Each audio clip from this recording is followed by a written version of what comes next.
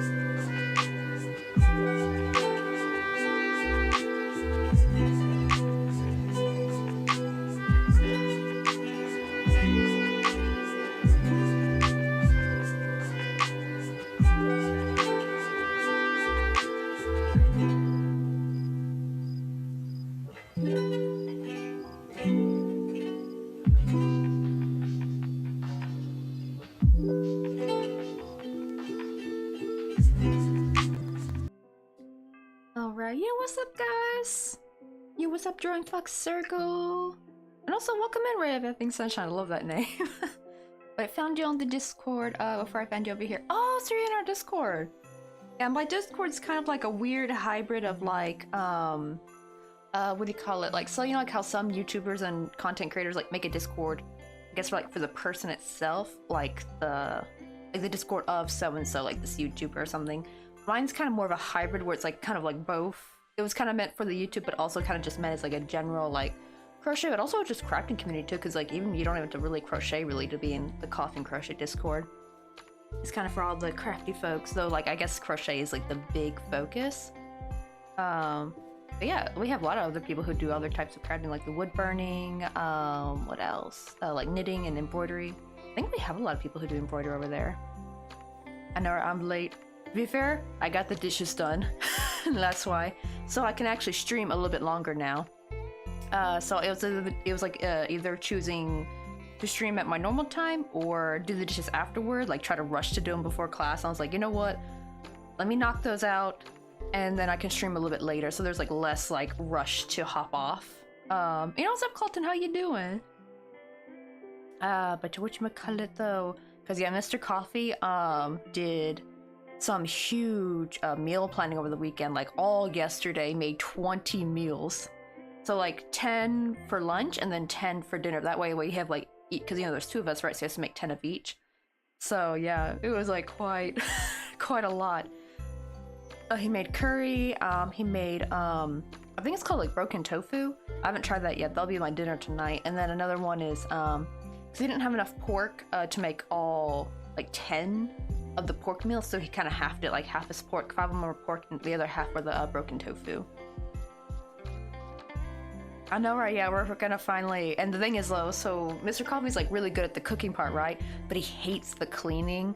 And I had to do 3 dishes like 2 times yesterday. I could have done it 3, but I like pushed it for today because we were just so exhausted by the end of yesterday. So basically today's like all the dishes I was doing. It was a huge buttload sink of dishes, not just like small things like, you know, pots and pans, like the big pots too that are like everything. I should have like at least put some water in it. I didn't think to do that last night because they were like crusted, so I'm having to like scrub it to get all the gunk off. But the good thing about this though is that he doesn't have to do any cooking throughout the week. So it's like you do gotta sacrifice one day of your weekend, but he doesn't have to like do any cooking when he gets home from work. He can just like go straight to relax and like heat up a meal.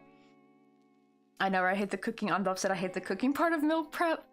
Same. But I was like, I'm like the support role. I'm like afterward I clean up, and for him to be able to do the second shift of meal prep, I had to like get all the dishes clean, right? Because you don't want things to mix. Oh, you want to get some hot coffee and grab my yarn? Oh yeah, I saw your message that you're in our Discord. And also, Rejo, man, how you doing? I love that like little. I need to make me a little peeking what do you call it? Because I have like 2 emote, like now I have technically 3 emotes, animated emote slots. One of my original one, I just haven't found anything to put in it because I don't really make my own animated emotes. I usually buy them, but I've seen some like simple like 2-frame, 3-frame ones that I'm gonna try to attempt to make.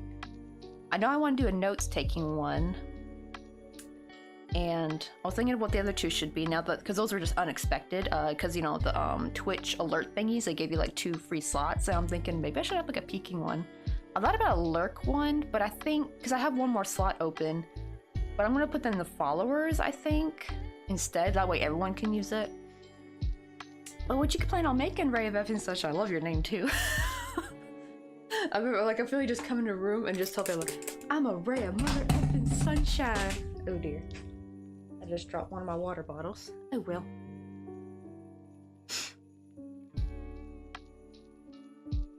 See, I've done a few in Canva, and it's pretty easy with YouTube videos.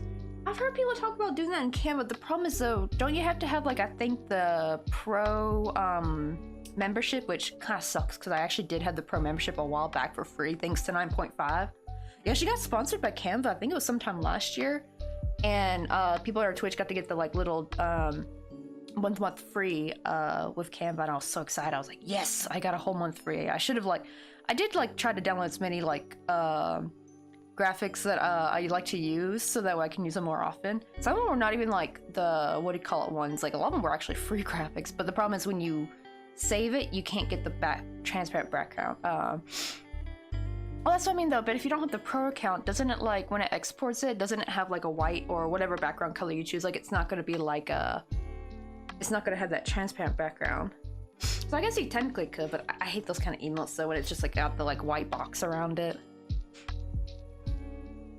So I guess maybe the smart way would be to like make it black. So I guess that way it would look invisible, at least on Twitch, if people have it in dark mode, but it's gonna be super obvious if they don't. I know, right? Thank you. I'm a ray of nothing sunshine low. Yo, what's up, May Sheep? How you doing? Oh yeah, I gotta show you guys the progress we've made on Flutterbites. Wait, let me get the camera thingy out so that way I can manually zoom in and stuff like that. Still so happy to have that damn autofocus turned off. That was horrible. So she's got some blushies on. I don't know if you guys can really see that, but look, she's got her little belt. I got the jeans done. Got her shirt ready. She's turned out really cute. Actually looking a lot like Flutterbite's actually, like in her profile picture on Discord. I think that's why she chose this color, because I noticed the color of the sweater she's wearing in there is actually like this kind of maroon color. Let me turn it back down. There we go. It's more visible in real life. Like I feel like it wasn't really coming on camera because it's like very bright when I hold it up a bit close. But it looks subtly cute though. It's funny that I actually learned a new Korean verb that can be used just for this type of stuff. It's called 곱다, 고와요, or 고운, when you make it like adjective. But 곱다 means cute, but or pretty, but in a soft way. So it's a very specific style of cute. Oh, and I actually just discovered why actually Korean can be kind of hard. Not because of the grammar necessarily. I mean, the grammar is hard. Like more advanced grammar is hard. The basic grammar is easy. But like, turns out Korean has like 5 times more words than English. And I'm like, that's why I struggle so much with the damn vocabulary. Because it's like, I feel like I'm having to like really study a bunch of like very specific words. Like, you know, things that you would like, if I try to like directly translate some things I want to say in from English to Korean, my husband says like, that doesn't make sense. Like, yes, in English that verb works, but it doesn't work the same here. Like, they'll have like different verbs. Like, they have like 3 different verbs that mean to attend. And they all have like different meanings. Like, 참석하다, 참여하다. What was the third one? Shoot, I don't forgot it. But one's like, if you participate in an event as a viewer. The other one means you participate in the event as participating in the event, like if you're in a contest or if you're in a show, you're the one like the actor or you're the contestee. And then the third one, I forgot what it was, means you are participating in the event that you are holding, like you're contributing to it like financially or doing things for it, like you're building the set. Like, it's like, what the heck, right? Like 3 different verbs and just like, oh my god, now I can finally understand why I was always struggling with vocabulary in Korean, because it just seems so endless a little bit. Yo, what's up, Osborne? How you doing? My daughter's also learning Korean, but it's so slow but sure. Yeah, it's definitely a slow process. I mean, I've lived here 4 years, I'm still not fluent. I am nowhere near fluent. Also, Junie, I hope I'm saying your name right. Well, welcome on in. I know there's at least a different word, and if not just one letter swapped like in English, it's kind of, yeah. Oh, she's also doing Taekwondo? Heck, I did Taekwondo too. I got to 2nd level black belt, but like right after I finished the test and got the black belt, I moved it with my then boyfriend, now husband, and haven't done Taekwondo since, unfortunately. So I've kind of I'm like super out of practice, at least by almost a decade actually. Let me see, that was 2015? Yeah, no, well, more like beginning of 2016, I think, because I think I did Taekwondo for all of 2015, so by 2026, it's been a decade since I've done Taekwondo. But right now we're making, but also, Junie, but am I saying your name? Is it Junie Annie, like that? Or is it like Juna, like Juniper? Like, because I know sometimes I butcher people's usernames. But we're making a little scenery, and this is a little character. We're making Flutterbite. She's another streamer. And this is kind of what she looks like. I've been kind of going off by her profile picture, but she picked out that she wanted this like nice maroon color for the shirt. And I noticed it was actually the same. I think it's like maybe the same shirt she's wearing in her profile picture. And she's gonna be holding her little goat in her lap. She's got a lot of animals. Okay, I'll just call you Junie. Dang, she's 6 and she's already at green belt. I know, actually it's good to start them early because I feel like, I know like some people dog on Taekwondo is like not a, like there's other probably better martial arts for like defending yourself, I guess. But I think Taekwondo is really good for kids. Because it still teaches you a little self-defense and it's some good exercise, but it teaches a lot of like, you know, discipline and stuff.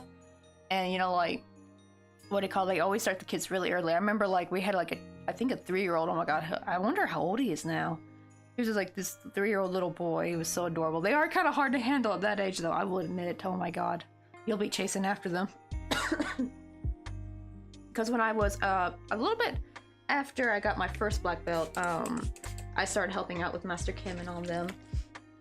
Man, it's been ages though. I haven't seen him in forever. It's sad because actually I totally forgot about this, but I was thinking about this the other day.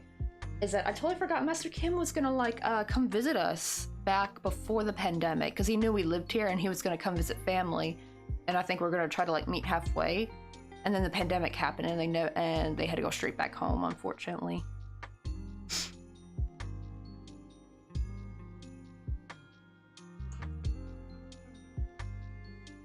Especially as for Spectrum kids, I think.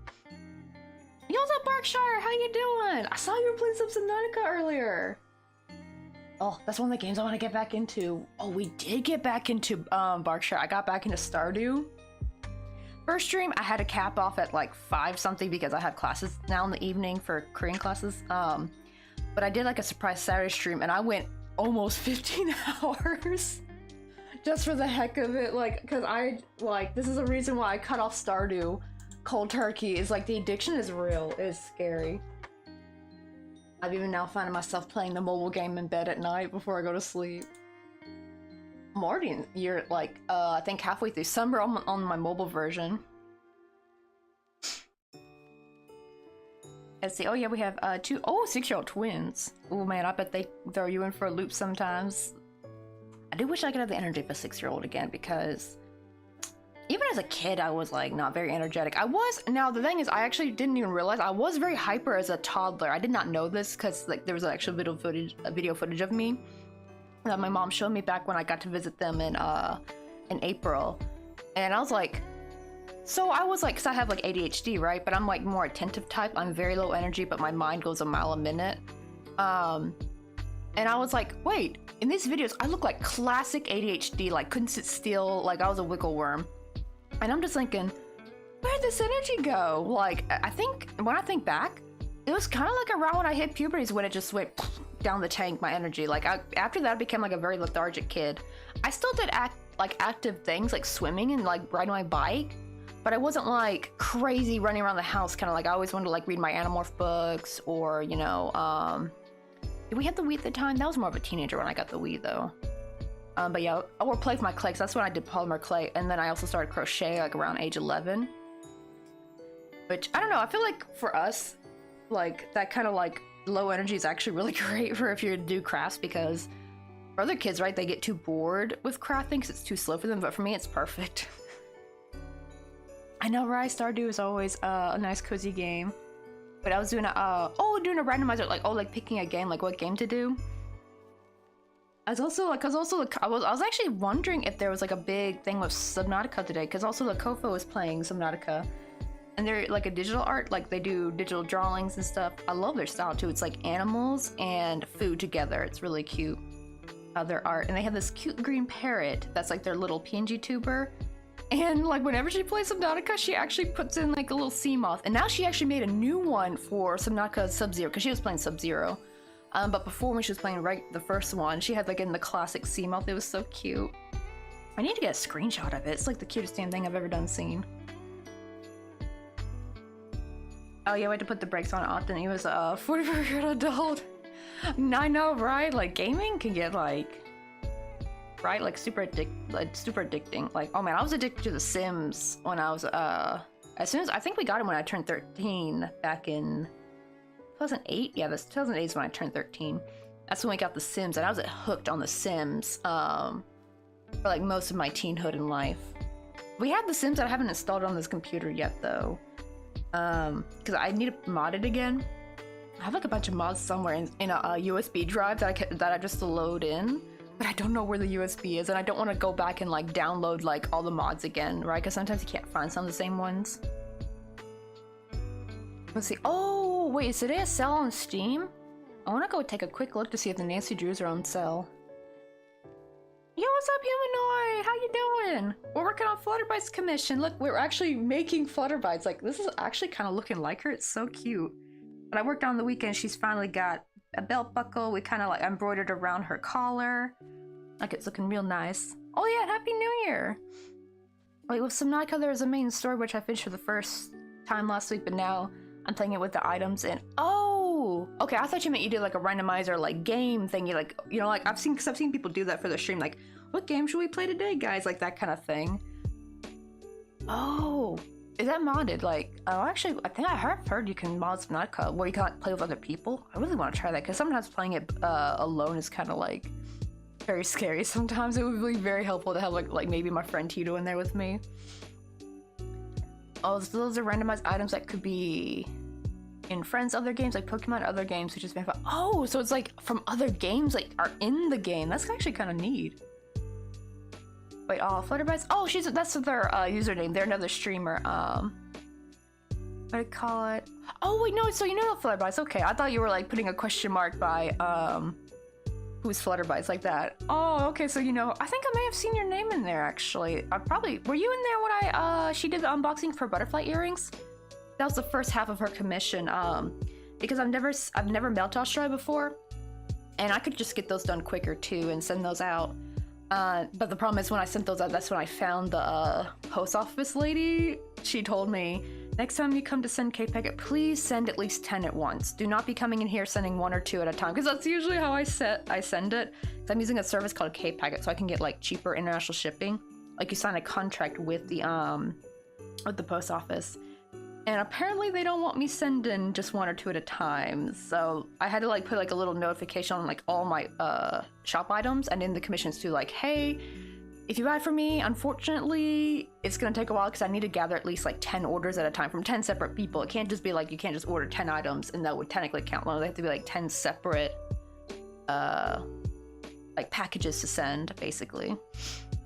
I know, I'm not because terrified in the first playthrough and still jump scares me. How far?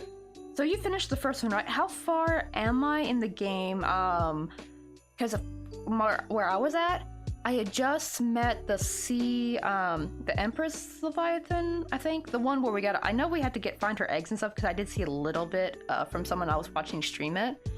But I only saw like a tidbit, so I just know that part. But we just met her for the first time. And that's where I stopped at in the game, like, story. So I do wonder, am I, like, almost finished? Or I still got ways to go? Because I thought I was almost finished with Stardew. Because I had just... Before I went cold turkey, I just unlocked the, what do you call it? The greenhouse. And then I was gonna go unlock Ginger Island after that. That's actually why the stream took almost 14 hours, Berkshire. I'm so sad this did not get caught because I'm also restreaming on YouTube now. Because, you know, we can't have VODs in Korea, so it's like a great way to still have VODs. But the problem is I totally forgot at YouTube, it cuts it off after 12 hours. So this scene did not get caught, but a few of y'all that were here that Saturday got to see this horrible moment. We were just one fish away from completing the community center. I just needed a damn tiger trout. And the problem is it was summer, so you're technically not able to catch them in summer, I think. So I was using Magic Bait to kind of increase my chances. I finally caught one, and we were all like cheering on. I had it in my hand walking to the community center. Right when I was about to go to the door, Demetrius walked right in front of me, and it gifted it to him. This was like days and days of Stardew trying to fish for this damn tiger trout. And I was so mad. I was like, no! So we went right back to fishing after that. But thankfully, I actually caught it after just a couple of fish. So we were very lucky on that. But oh my god, that pissed me off so much. I like made a joke that Demetrius is banned from the community center just for that. Because he was standing like adjacent, right to the side. And right when I was trying to like walk in, he just like turned and walked right in front of me because everyone was like, why did he walk in front of you? Oh, I'm just so sad that it didn't get caught. I thought it did get caught. But freaking YouTube cut it off after 12 hours. I don't know why they just didn't like start a new stream after that, right? Like then just like make it start another one. But it just like ended, I guess, the stream after that. So I'm sad that I didn't get caught. I know, that would have been a good clip too. Oh, I'm so pissed. YouTube, why? Wait, so is Twitch shutting down in Korea completely or just removing affiliation partnership? Just removing, I think, because I think I can still watch people if I'm in YouTube. I mean, if I'm on Twitch.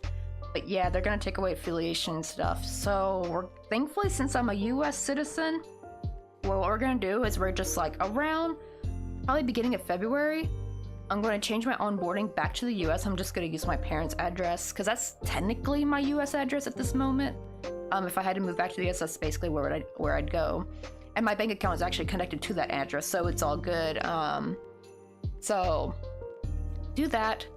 And we're gonna stream with a VPN, basically, because I don't think it will allow me to still stream. Like, I don't think we'll be able to stream at all on Korean internet, which sucks because Korean internet's so nice, it's so fast. But I don't blame Twitch. It's actually Korean internet service providers that are like being like greedy, because Twitch was paying 10 times more than any other country just to have their operations. Like the service fees were 10 times more, and it's just like, yikes. Really? We started trolls so often? I do wonder if it was the game was trolling me, maybe. And here's the funny thing, that started was modded. I technically could have just gone in, like, because I had the mod where you can like get any item in the game. You just like press I on your keyboard and like this like menu pops up. So I could have done that, but I didn't want to finish the community bundle by, cheating, I guess. So I was like, nah, we gotta try to actually catch this fish.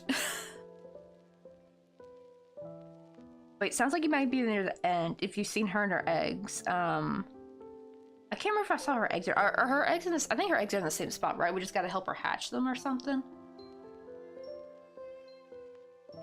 I know, it made me sad because I was asleep the entire stream and I was just on the entire time and I wasn't awake. I know, because it was like quite late for y'all guys. It was late for me too. It was like I think around 2 a.m. when that happened. I'm not sure, because I think I streamed till like 4 a.m. I streamed like quite late. I started from like, cause I remember that's how I did 12 hours, because I went from 3 p.m. to 3 a.m. And then we did almost 2 more hours after that. So I think it was like almost 5, I think, when I got off. Oh, but let me know if you have any help with VPN fun. Oh, do you know like a good VPN I can use? Me and my husband were originally just going to use NordVPN, but Offenstitch told me not to use it. She said it's not good and probably just a waste of your money. I meant to ask her. The problem is I was in such a rush back on Friday to get ready for class, because I kind of streamed quite late into the day, that I was really worried, that I wasn't going to make it into class in time. So I had to like kind of raid and run, unfortunately. I meant to ask her like what was the VPN her friend said, because she has a friend who lives in China who streams on Twitch, and I did not know this. I didn't know you can't have Twitch in China. So whatever VPN they're using must be a damn good VPN. Let me see. Yo, what's up, Renby? How you doing? Oh, really? Okay, so I think you're super close to finish it, Subnautica, by the sound of it. Okay, I guess that's good to know, though, because I thought I might have had a lot more to go. It feels kind of sad, though, for it to be almost done, though. And then, but when I told people about Stardew, though, people are like, oh no, you got way more to go. And I'm like, really? I thought, actually, once you finish the community center, I thought that's when you're, like, close to the end. But people are like, nah, you just, like, barely halfway. And I'm like, oh, okay. So that made me kind of excited. Oh, Alson said recommends offline. Oh, wait, Osborne, are you in our, Discord? Because you can message me on there. You can either, if you want, direct message me, or you can just at me in a message like on the, like any of the channels. It really don't matter what channel. I'm not like super duper strict with trying to keep the channels all super duper like, like this topic goes in this channel. Like I've been in some Discords where they're very strict about that, and I'm just kind of like, as long as you don't get to go too crazy, I'm fine. I'm not like super strict. I ain't got the mental capacity to be that strict. Oh, I did find out why. You know how sometimes I'll like be talking, then I get distracted by something, then I'll forget what I was talking about. I was actually getting really concerned with that a bit lately, because it happens mostly when I'm streaming. but it sometimes also happens throughout my daily life. And I did not know that was also an ADHD thing. Apparently it's like an executive function thing. And someone in the comments said, so basically our brains run on 1 GB of RAM. I'm like, that's a wonderful way to put it, actually. So I'm always thinking, yeah, my 1 GB of RAM brain can't handle it all. Let me see. Oh, in now. You see, haven't been in forever. Happy New Year. Oh, when was the last time you were in here? I hope you at least got to see the circus stuff that we did in September. I think that was actually my favorite theme, actually, was the circus theme. That was just hella cute. Like, I want to do that. I think I'm going to just make every September circus themed. Like, it's like circus / state fair, and it was just like, I love the overlays. I got to use so many Doguri stickers as well. Like, that's Doguri is this little pink character right here. It's a little pink raccoon. We also have a crocheted version of him where he's got his little Starbucks. Actually, I should probably make a Doguri Bucks one, because that's the thing I love about Doguri. They have like a lot of you know, like when they can't put the outright actual company, right, or they get in trouble, so they make like a fake version of it similar, and they call it Doguri Bucks, and it's so cute. But yeah, these are removable, the little apple and the little Starbucks. Just like little, you see that little bit of metal sticking out. He's so cute. I have another one. This is the second one I've made. The first one I made is actually at my husband's office at work. And see, I had to go to bed now, but have a great rest of your YouTube, Berkshire. I hope to catch you streaming again. I know I finally got up. I haven't seen you stream that much in a while, so I'm glad to kind of see you at it again. You did it! But who's that? Congratulations! Oh, thank you so much for the 1 month! World's Heck best yes, cup of let's go! coffee. Thank you! I always love, like, whenever I hear Buddy the Elf, I know what that sound is. Oh yeah, this is the circus tent, for anyone who was probably wondering. I was like holding on to it. We made like a little circus tent. Oh, that reminds me, I finally made the cute reel that I've been wanting to make forever. I've been wanting to make that reel since September. I just never found the time to do it, really. It's on both YouTube, Instagram, and TikTok. It's so cute. It has to do with her, like, in her little clown outfit, because I made them like little clown props. And it kind of made me think of this like cute trend I was seeing with both, not only just crochet, but any like craft that was like a little plushie. Does anyone know like the "no, don't turn me into a hat" like little sound effect? I saw like those a while back, like this summer. Like be like, "No, don't turn me into a hat," and sometimes it would actually turn like a plushie they've crocheted into an actual crocheted hat. Or they would, someone said, "No, don't make me smaller," like in the text, but it's just playing the music. Or not music, but like the little sound effect. And so it'd be like, they'll make a big plushie and then make it smaller, like with small crochet. I was like, let me save that like little sound and like use it, because it made me think of like, I'm gonna be like, "No, don't turn me into a clown," and then she turns into a clown and like goes and has a conniption. Let's see. Oh, okay, I took a break for months and only started looking around Halloween. Oh, it sounds cute though. Oh, well, the good thing though, Renbury, is if you want to see, wait, hold on, let me grab the YouTube. I need to grab the correct one. But technically now, all my vlogs are gonna now be on my main one. I had made a second YouTube that was originally just gonna be for something else, but I just kind of like, I didn't really want a second YouTube.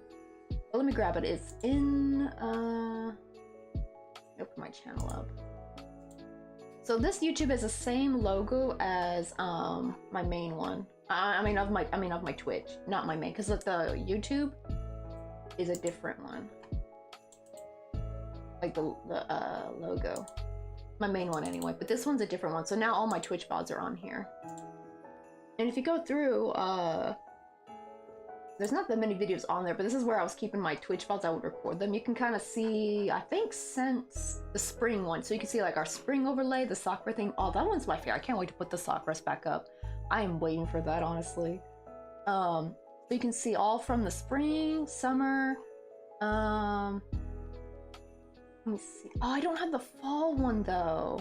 I didn't realize that. That's the only sad one we didn't catch, unfortunately, because I had like a general autumn one for like November after Halloween. So it goes from, yeah, from what do you call it? It goes from spring to Halloween. I don't know. Oh, I don't think I have. Yeah, I think I stopped recording. Oh wait, no, I do have one.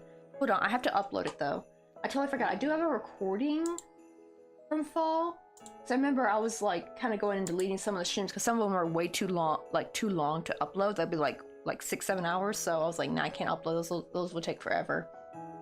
But there was one that I did from fall that I kept. I just haven't I totally forgot about it. I haven't uploaded it yet though. Actually, I kind of think at this point I'm kind of only uploading the VODs. Like, I don't know if anyone's gonna really watch them, but it's kind of like a nice like archive of how the overlay looked. I think it's kind of cute. Oh, and thank you for the hydrate. I need to like add a sound alert to that. Like some kind of like water splashing sound or like some waves. I think I've heard someone had like a spray sound or something, but I think an ocean wave sound actually would be kind of cute, like a big ocean splash. That'd be kind of cute actually for hydrate. Let's see, I'm gonna try to make her. Oh wait, you know what I realized? I should actually start with the shoe. I totally forgot that's how I do it. Let me see. Wait, check Discord. I made and I made this. You can show stream. Oh wait, let me go there real quick. Wait, let me move this to the side. I don't like both my monitors are just full of windows. I don't know, like navigate through them. Let me go down.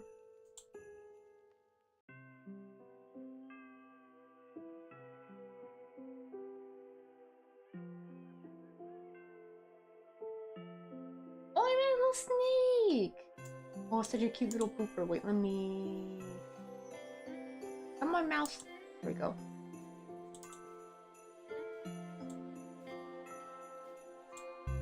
There, is it showing it?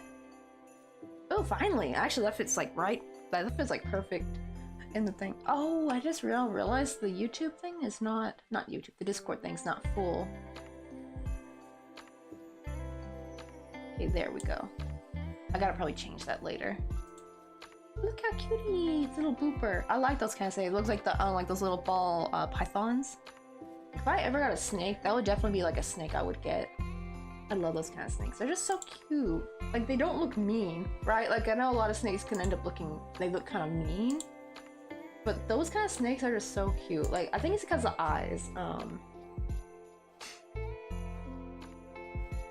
Oh, thank you for the follow on YouTube. That was the, I think the Twitch VOD one, right? Unfortunately, that one will probably become stagnant. Like, I'm probably not going to really put much more on there. Because now I'm restreaming, so now my VODs automatically get saved to YouTube. So I have... It's kind of nice because I don't have to record anymore, because actually the recording process was very hard because the like videos would be so high, like they'd be like 10-15 gigabytes just for like a 3-hour stream, and I'd have to like compress them before I could upload them. And it's just like super time consuming. Yeah, I think I'm just gonna give her some brown boots. I totally forgot about the whole... Oh, then I probably should write down what I do. I'm just kind of freehanding this, so I'm just kind of... But for things that have to be duplicated, I do need to write down so I can, like, remake it again. The second one. Let's see... we gotta make her shoe.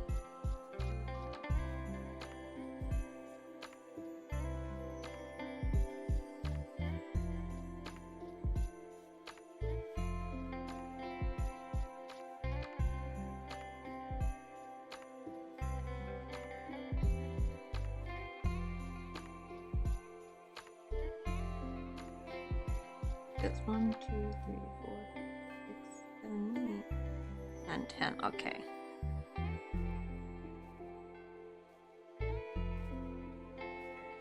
Start off with that. Because it's kind of like making baby booties almost at first. Let's chain 4. You gotta make them real small.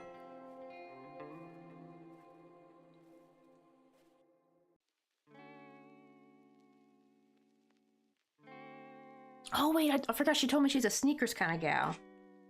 And I should probably actually make like some sneakers then instead of boots.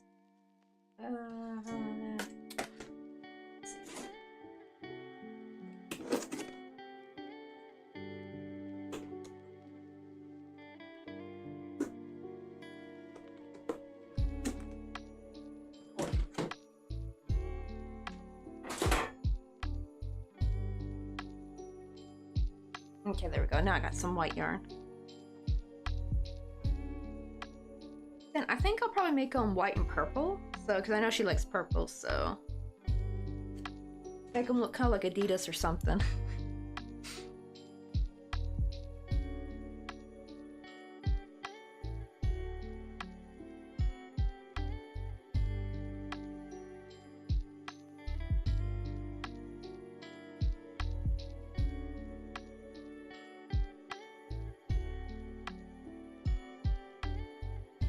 Okay, let's see. Oh, I forgot I'm supposed to chain. Whoopsie.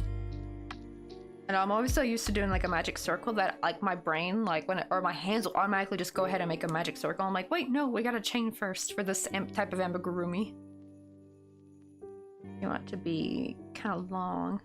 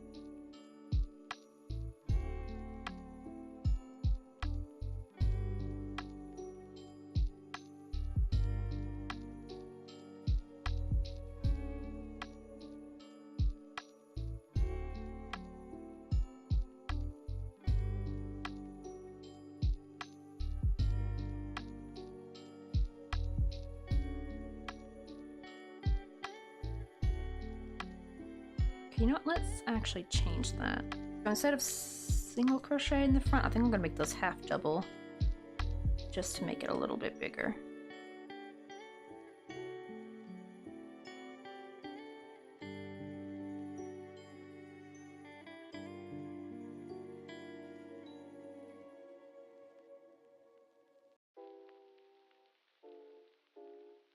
I've noticed that's what they kind of do, like when you make baby booties, like always like in the front it'll be like a lot of double crochet, half double, and then near the back it'd be single crochet.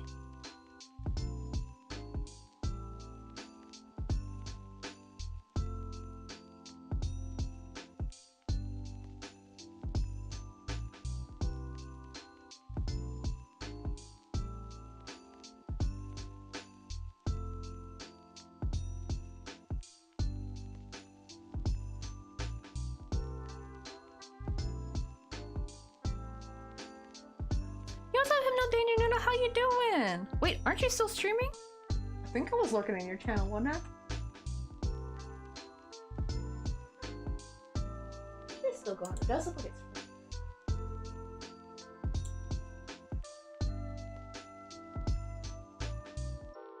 oh, okay. Okay, I was like, because sometimes I know like the streams will freeze, and I was like, no, did your stream end already? Because I was like, I just saw you going.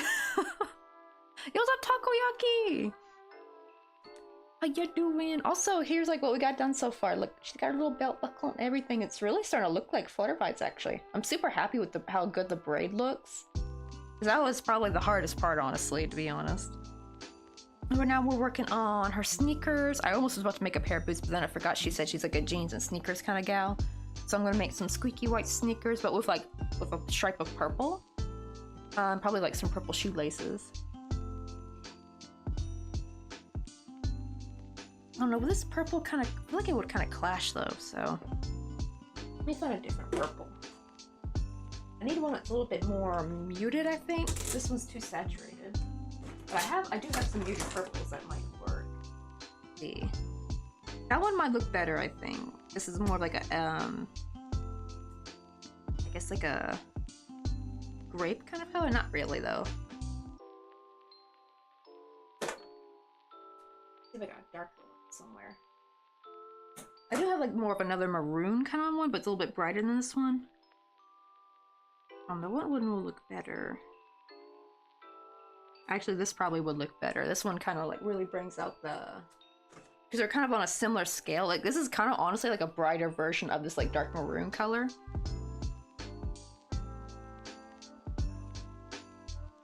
Oh, thank you, Takoyaki. It took me a very long time to do these braids because the problem is, right, when you try to braid the hair on Amigurumi, she didn't have a body. She was literally just a floating head. So when I'm trying to braid it, her head's like flipping around, you know, and I'm like, stay still. So what I did was, to get it to stay still, I put her head on the soft part of the needle and had it like sticking up like this so I could kind of braid it. The only problem is this is very lightweight. So even then that kind of kept moving around if I wasn't careful. So I need to make something like this, but put some weight in it. Like, I need to get a paperweight and crochet around it. Put some stuffing at the top, so that way maybe it could be like my amigurumi braiding station.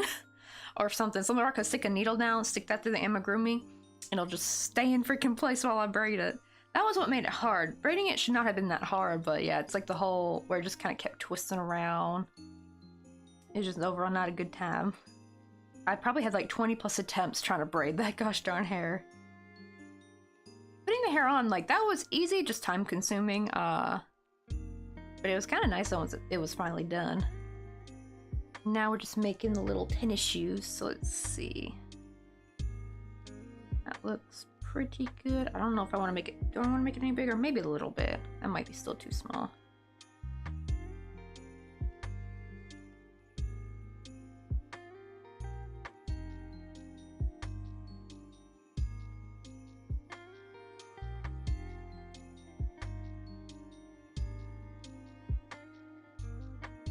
Oh, and I did a big boo-boo, actually.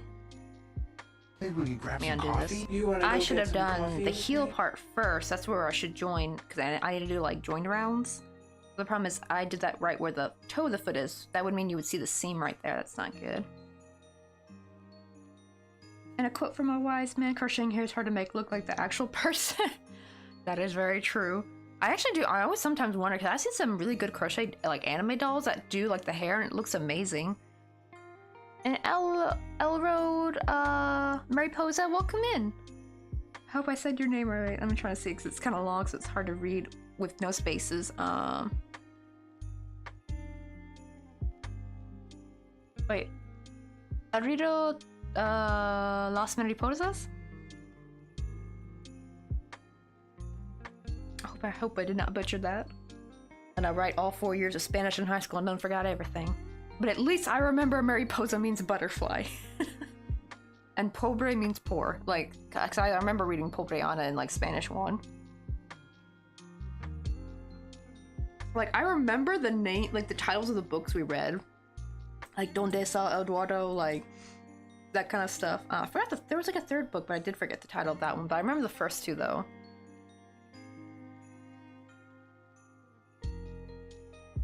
And when I'd go back though to like just take Spanish class again, I kind of miss it though. It was actually one of my favorite classes in school. It was so much fun.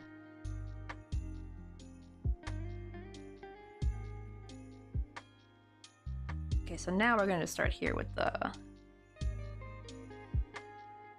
single crochet. And then we'll do the toe like over here.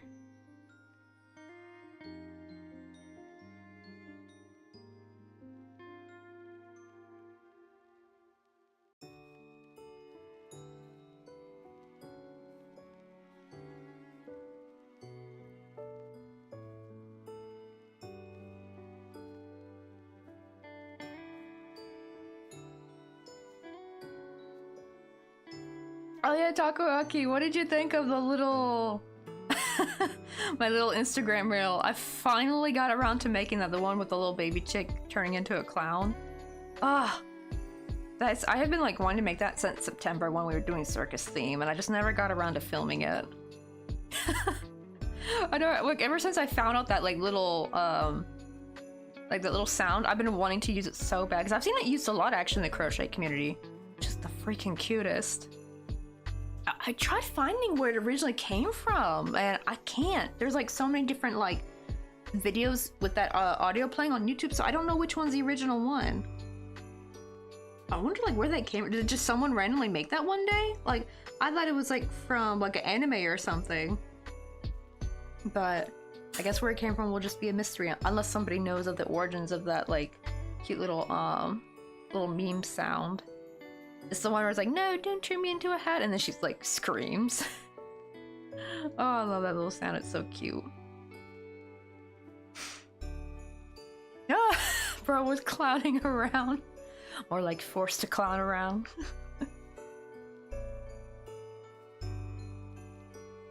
Oh, that's supposed to be the, I actually kind of, to be fair, I kind of actually would have no idea how to make that too, right? Like, I suck at trying to figure out how to make, I guess they call it onomatopoeia, right? Like, where you have a written version of a sound.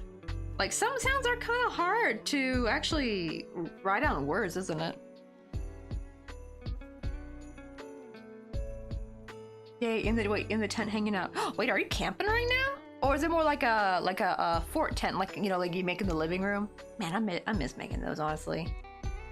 Those are so much fun, especially nowadays with how cheap fairy lights are. Like, damn, my kid, like, I actually, that's why I get so surprised how many kids want to be like stuck on iPads and shit all day. It's like, you guys have like so many cool, like, cheaper tools that probably would have been hard for us to get as kids, like, that could like make the best forts and stuff, and like they would rather be on an iPad. Like, what? I would have like a freaking pillow fort, like just decked out in fairy lights and like vegetation, like, you know, like the cheap vegetation you can get at like the, I guess we did have that available as a kid, like at Dollar Tree or something. I just never thought to get that. But now as an adult, my mind's thinking like creatively, like, oh, how to make like the best, like aesthetically, like cottagecore pillow fort. Oh, you're actually, so you're camping out in the backyard. I've actually done that a few times, because we had like a decently big-ish backyard, and we would do that sometimes. Like, if me and my sisters were bored and we wanted to camp out in the back and make some s'mores. Oh, wait, I want to see... I sent you a photo of the one I've worked on, the most unique pod person ever. Wait, is that on Instagram, I think, right? Let me double check.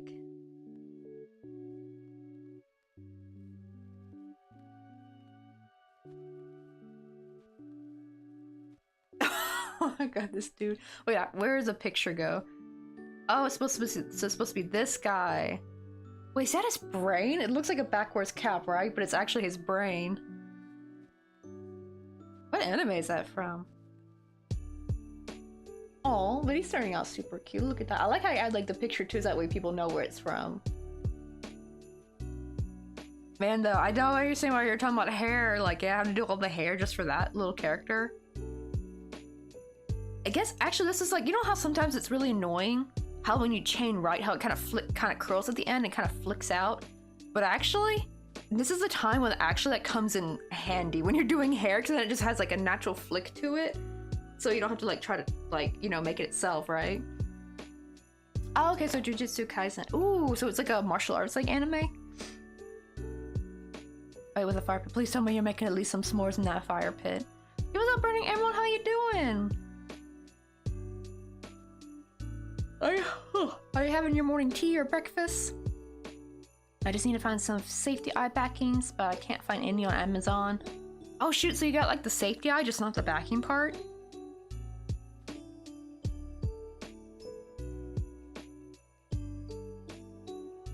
Oh, I want to see the fighter pit.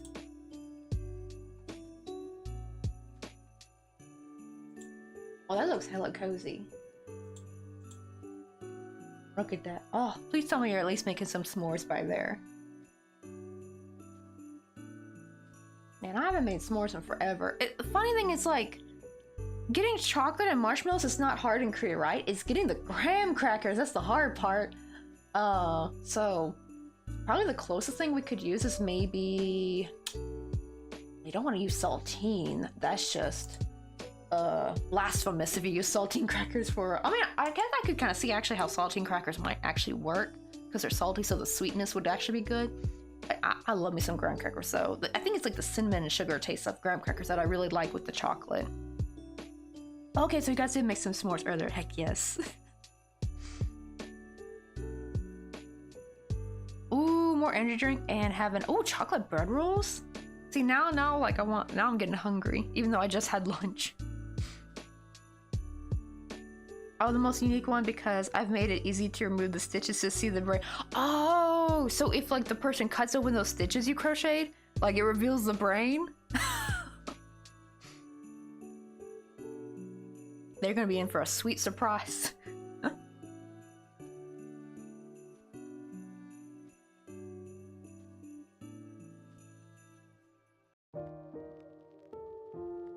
wait, I forgot this was supposed to be... Wait, since this is the heel, I think I already did one crochet, right? So I think what I'm gonna do is, normally I would do like an increase in the middle, but I'm gonna only increase on the sides. So that way the back part of the heel stays flat. So we're gonna do, oh, I should write this down, because I forgot that's the whole damn point of this piece of paper right here, so I can write it down, so I can make the other sneaker the same. Yo, what's up, Vanish? Mika, how you doing? Or my second nickname for I love, because for the longest time, I thought Vanished Mika's name was Vanished Milk. And actually, Takoyo, this is like the person I was telling you, Vanished Mika about like about Taco Crochet. Remember Taco Crochet one time in like the what Hangouts chat? We were talking about like you were saying like milk seems so dangerous when people go out to get it because they seem to disappear or something like that. I remember that was so funny. And yeah, so that's actually what I thought their name was about. Like I thought it was like vanished milk, like so you went to go get milk and you vanished. I thought that was like about a meme. But then one day I just happened to see closer. It was when I was at the computer too, because I can see the usernames a bit better because they're not as, because look how tiny they are, right? Not to mention your username is also in gray, so it really blends in with the background, so I have it on dark mode. So from far away, it just looked like I just read it as milk.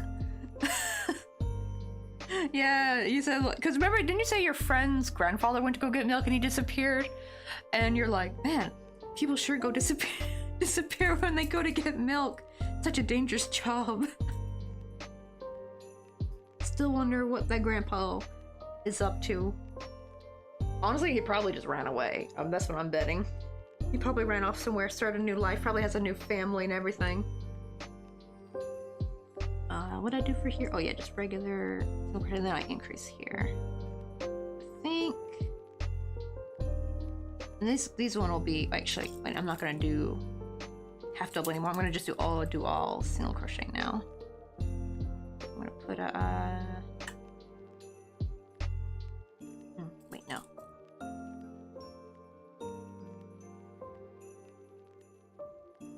Gonna increase there. No increase there, increase here. No increase there. Increase here. Okay. Oh, until this day, no update. I actually wonder how the hell that did happen. I do kind of wonder, right? Especially when they disappear without a trace. And especially because the grandfather is not like somebody who was like, I guess like desirable for human trafficking or something like that, right? So it makes me think they probably just were like done with life. Do they have a lot of responsibilities at their home? Because then I can kind of see how they're like, oh, I'm done. I'm just gonna run away, not tell anyone. Just go pretend I'm going to get milk and just disappear. And they're probably like living, what, like a quiet life in the woods somewhere in their own like shack by the lake, just fishing all day. I've heard some dudes do that actually. Like they just like get sick of the like, you know, domestic life and they just like pop up and leave. Become like hermits in the wood. I don't know about nowadays, but that was like more like back then, like way back then.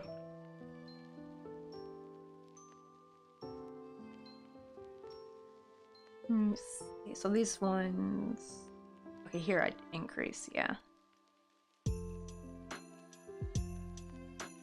Try to make these perfect little tennis shoes. But first you gotta get that nice like sole kind of shape, like the sole of the shoe.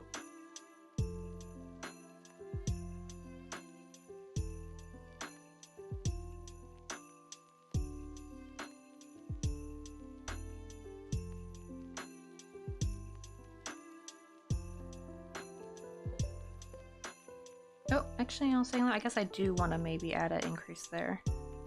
It's kind of bowing right there, so that's not good. That means there's not enough stitches. Okay, plan revised. Add one more right here. That's actually what I like. That's what I really like actually about like crochet like visual patterns where they use the symbols, because it's actually they're quite easy to make. Just get some pen and paper and you just lie out, you know, as long as you can remember what the symbols are. And I think especially for my kind of crochet, it's very simple because I don't really use any like, you know, advanced stitches or anything. It's usually just like single crochets, maybe up to a treble if I'm doing flowers, but it's really great for when you're making flat things because it kind of helps you visualize how it's going to look. and it's been really, it was really helpful too if you're like making leaves or petals, you know, like things like that. I think I got one somewhere of like my cherry blossom flowers I need to try to make again. There we go, we got a little sole for the shoe. Now this is where we go through the back loops. Let's see. I like to also draw like a little bit of a outline over the previous rounds to kind of help block out. Because the problem is when you don't, the rounds do tend to kind of blend in with each other. So I like having a little bit of a like a little round barrier around that. And then probably here. Let's see if this works.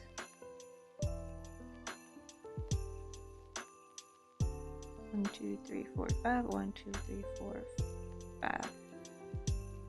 I like to add little V's too under my increases so I can kind of see, because it kind of like pinpoints where they're going into.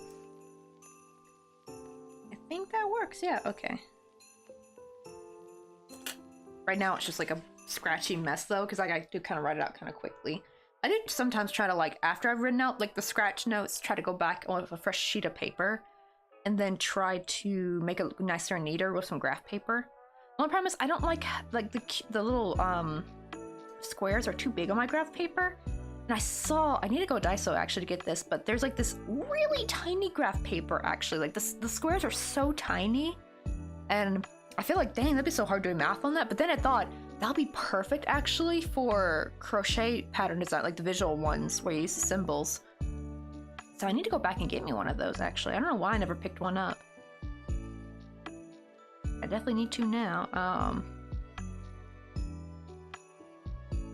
Because that was the problem with the regular graph paper, is I would actually usually have to like use my ruler and try to turn one square into 4 squares, because like the problem is the pattern, when it gets bigger, there'll be like no more room on the page. You know, usually you want to put one symbol in one square, right? That's the whole point of using the darn graph paper. But yeah, that tiny graph paper like would be perfect. I just need to go and get me it's like $1, I think. I'm like, actually I need to see if I've seen them in like, I don't know if they have a loose leaf version. I'm like debating, do I want to get like a notepad one, or do I want to get like a loose leaf version? That would probably be easier, because sometimes I know certain notepads you can't just like tear out easily. I like notepads that you can like easily, like you can see, right? Like I've already like torn out a bunch of pages from here.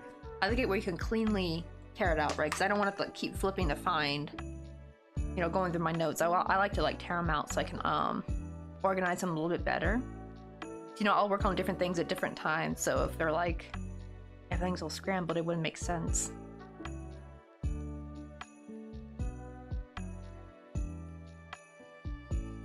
One day I'm gonna say, I'm gonna go yarn shopping then dip. Honestly, yeah, like, right, you'd be like, I'm so done with school. And you're just like, I'm gonna just accept the yarn life and dip out and then become like a yarn, like a crochet entrepreneur growing the takoyaki empire.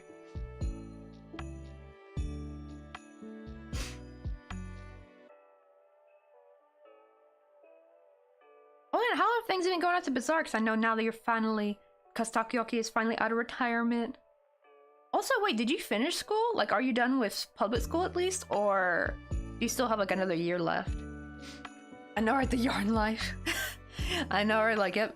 The yarn, I didn't choose the yarn life. The yarn life chose me. Oh, so you're like finished with school, right? Is that why that was up? That's why you went to retirement. Because that was like your last year of high school, right? Like just getting it finally done, no more tests. Oh, thank God. Because yeah, like I didn't know if you had still got another year left or not. Because that's like it's the worst, right? When you're like, oh, you're almost done. You only got like one more year left to go.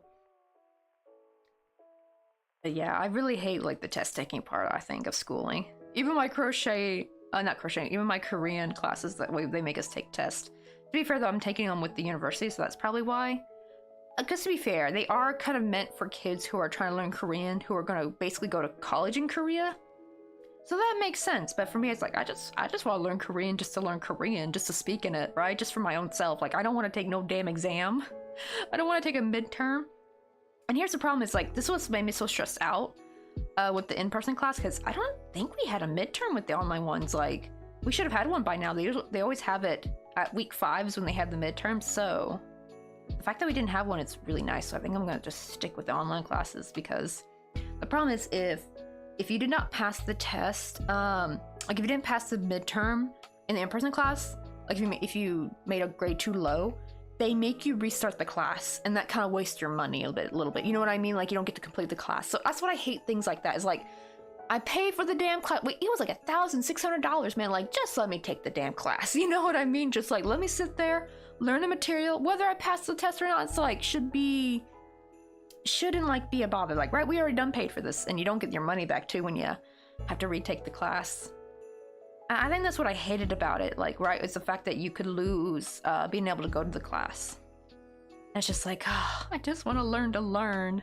I don't want to get stressed out with deadlines for like assignments and like taking exams. Yo, what's up, Cloud Jumper Mama? How you doing? Let's see, going back to the reserves, but I'm soon trying to apply for. Oh, really? An art exhibition? Oh, that would be so much fun. Let me know if it goes through good, because that'd be kind of cool getting to see Takoyaki's Crochet in an art exhibition. And not to mention how cool that'd be, like eons later, probably when we're all long and gone, and like the next revolution, like era of humans, like they go and they're like digging through and they find like one of your creations.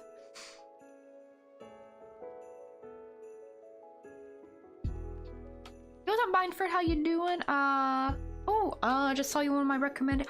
We're in recommended? Oh my god, I always love when people tell me that, because it kind of makes me feel really giddy, like that actually Twitch is actually kind of pushing my stream out a little bit, which makes me really happy. Because I started streaming on YouTube first. Like now I'm back to restreaming, so I'm doing kind of both technically. But when I first started, I was doing it only on YouTube, and trying to grow on YouTube is just like practically impossible. It is, especially in the crafting community. There's just not much of a community really over there, I feel like. So it was just kind of like, it was just a lot of effort, but no reward at all. I was shooting for a whole year consistently too, and I had like 0 growth. But then as soon as I went on Twitch, I actually gained growth quite quickly, like, and then I became like more steady over time. But it's always like, it still seems to kind of go up and up though, even if it's slow and steady. But I like that. I like slow and steady. Like, it's better than nothing. Like, because YouTube was nothing.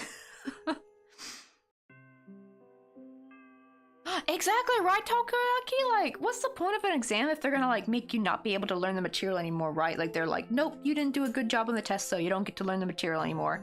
It's kind of how I took it, especially because like we have to pay for these classes too. Like, they ain't free. And I also thought, this got me excited, thinking like, oh, is the reason why like we have to take an exam is because since we're taking it to the university, does this mean we don't have to take the topic? Because, you know, we're technically taking an exam by the university, so therefore that should still equate like a topic score. Nope, they still make you take the topic. And I'm just like, what is the point of all this? My goodness, like, I just want to learn Korean, you know? This is the problem, I guess, when you take them at the universities. But the problem is, though, people said usually the university books you get are like the best to have. Because like like I love Talk to Me in Crochet. Talk to Me in Korean. Oh my god, the amount of times I get Crochet and Korean mixed up in my head is unfathomable. It's like unbelievable. But Talk to Me in Korean, if anyone who's learning Korean knows it, it's really good for beginners actually. I do recommend Talk to Me in Korean, but at some point it kind of like doesn't challenge you enough, so it kind of fizzles out a little bit. But it is really, you kind of do need that little bit of that, I don't really want to call it babying, but you need a lot of that, like a lot of explanation in that beginning, because, you know, Korean is very different, right? The way the vocabulary can be, it turns out they have 5 times more words than English, so that's why they have very, very specific words to very specific meanings that we wouldn't really have in English, right? And their way of grammar is like very alien to us. It's very different, so you kind of do need that like bit of hand-holding in the beginning to kind of help you immerse yourself into it.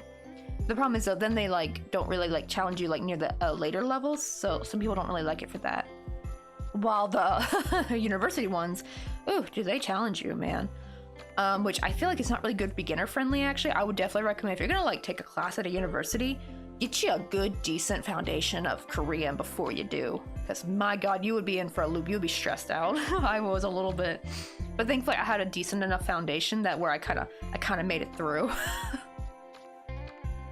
Like the snake I made was 1/18 of that I need to make for the Oh, oh yeah, that's right. You said you're getting everything ready for the school market. Oh, you came back from a reptile expo. Oh, what kind of reptiles did you get to see? Did they have any bearded dragons?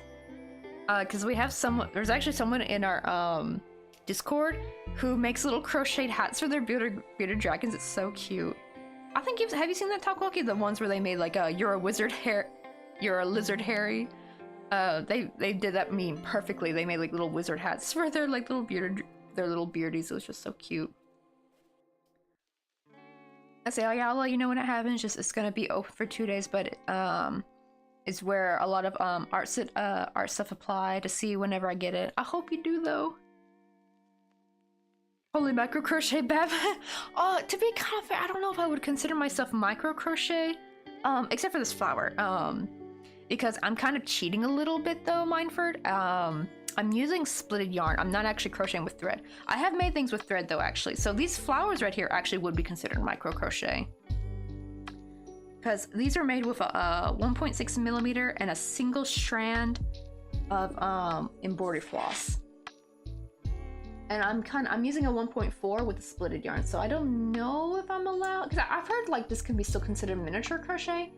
But I don't know if the micro crochet community would not consider this a micro crochet or not. I'll have to ask them. Like, this would be considered micro crochet. Excuse my horrible nails. I really need to do my nails soon. But here's the difference. This is the same flower. Like this flower. Let me see, which one is it? Yeah, this one. This is the same pattern, basically. These two flowers. But this is made with my yarn, and this is made with thread. So that's why, like, I'm a little bit always hesitant because I don't know if, like, the micro crochet community is gonna come after me, like, you can't call that micro crochet. So I don't know. I'm being cautious. Let me see, is that good enough? What level is that at? There we go. Oh no, I was changing it back to what do you call it? I had it like super up high to show the little flowers. I know, right? Yeah, you saw it right there. You're a lizard, Harry. It was like, oh, they need to make that into a meme, actually. I don't know if they have. I hope they did. Because that'd be so perfect. So yeah, I think that probably is the smallest thing I made was probably like this rose. This is also micro crochet. Because here's like the same rose, right? With the yarn. You can see like the size difference. Wait, is it still blurry? Wait, really? It's that only at 31. Normally I have it at, unless... Wait, is this stream delayed maybe? Is it blurry for anyone else? It looks perfectly fine on the OBS. Like, sure, it's gonna be blurry down here, but my hands should not be blurry though. Because I found if I have it all the way down, here it's clear, but then my hands get blurry. So I found like around 30 to 40 something, in the focus, what do you call it? It might just be me, because I'm wondering if like maybe the stream is lagged and it's still showing the part where I was like zoomed in. Let me go back, like, see, this was blurry. See, like when I do it like that, but let me put it back down to normal. Oh, right. What is the number at? 31, there we go. But hopefully, like, sure, here will be a little blurry, but hopefully my hands should be clear, because that's what I put it at. So that when I'm crocheting, that way this part, this like little field of vision looks clear while it's a little blurry down here.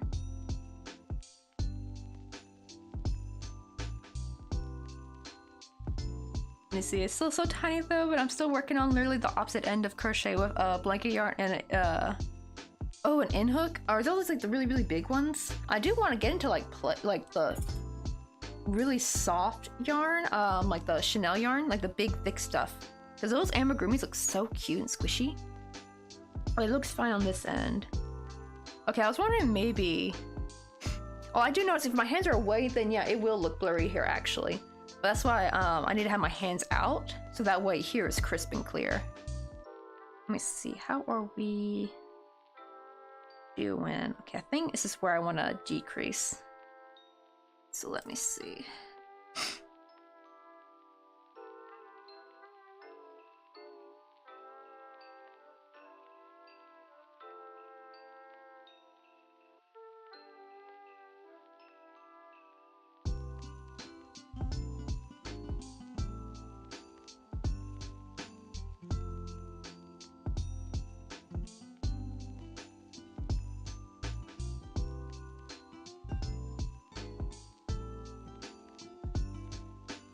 Wait, no.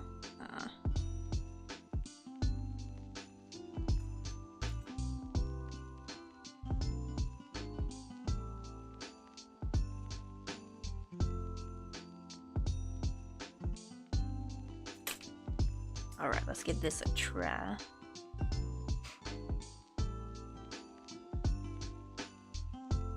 Let me see. Oh! Yo, what's up, Chiquita, though? That might be it, actually. Yeah, check the stream quality. I totally forgot about that. Yeah, if it's like really low, then it's gonna always be blurry. Because I hate when that happens sometimes, right? Like you open a stream and it's like automatically at the lowest quality for some reason. I notice YouTube does that a lot, which is very insulting because like YouTube, we're on Korean internet, like step your game up. Like I will have to keep putting videos on the highest quality, like because usually I notice YouTube will keep it at the same quality, right? Like if you turn something on high quality, usually it would keep other videos on, but I notice like after the day it wants to keep putting videos back on low quality again, like the lowest one, and I'm like, excuse me, YouTube, we got Korean internet, we're gonna use it to its fullest, right? Like you can handle this, like you can handle it having it like they don't want it to be at the highest for some reason. I don't know why. I wonder if it's done on intentionally, maybe, but maybe for people not to notice, so like I guess it doesn't like bunker down their systems or whatever. Wait, what I need to give, hold on, I gotta give Jaquita a shout out, because also Jaquita, wait, are you still streaming or did you already unstream, Jaquita? I saw you were playing some Dead by Daylight earlier.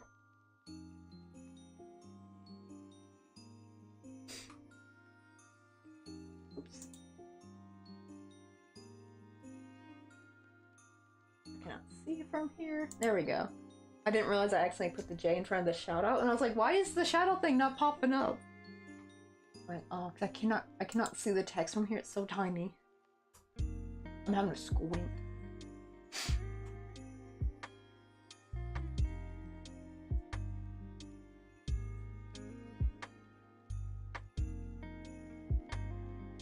And see, oh my god, I'm using an entire bag of stitch markers just to know where I'm at.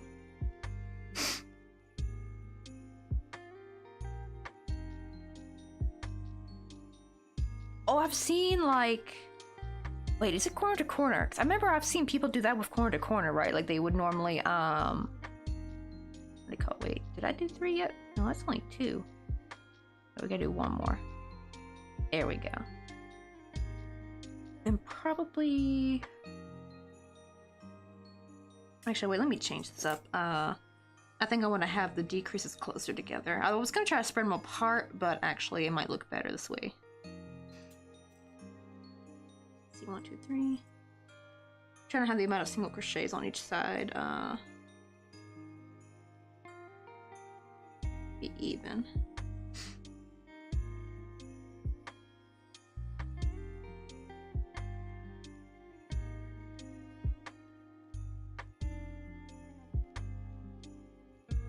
Okay, there we go. I should have 4 at the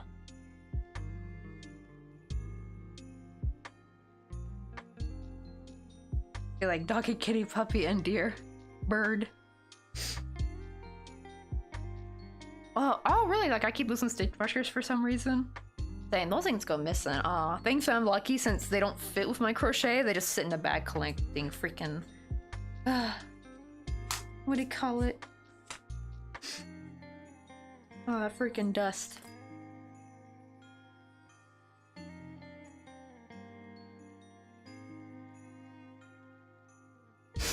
Let me see. Oh, all those can be all the things you're gonna what do you call it? Make for your market though, Johnny Fox. Let me see. Yeah, it's really hard to see the opening of the stitches with how fuzzy the yarn is. Itself in. That is true. Yeah. Like, right. Like when you do work with Chanel. Oh, and also you can't pull too hard either, cause like, or like sometimes like the stuff comes separated. That's the only problem with Chanel. It looks so nice, but then the problem is when you work with it, it can get gnarly fast. Oh no, okay, I thought you were like listing off the things you were gonna make for the market. So I know you told me you had like 18 things to make.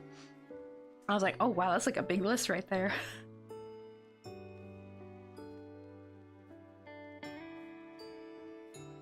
No, me and you and Coffee must attend the snowman's funeral. Oh yeah! Wait, hold on, takoyaki! Grab the link to that reel, the one you made of your snowman. You gotta show people that. I love like more crochet memes. I've also seen like even Club Crochet 2, he's been doing some really funny what do you call it?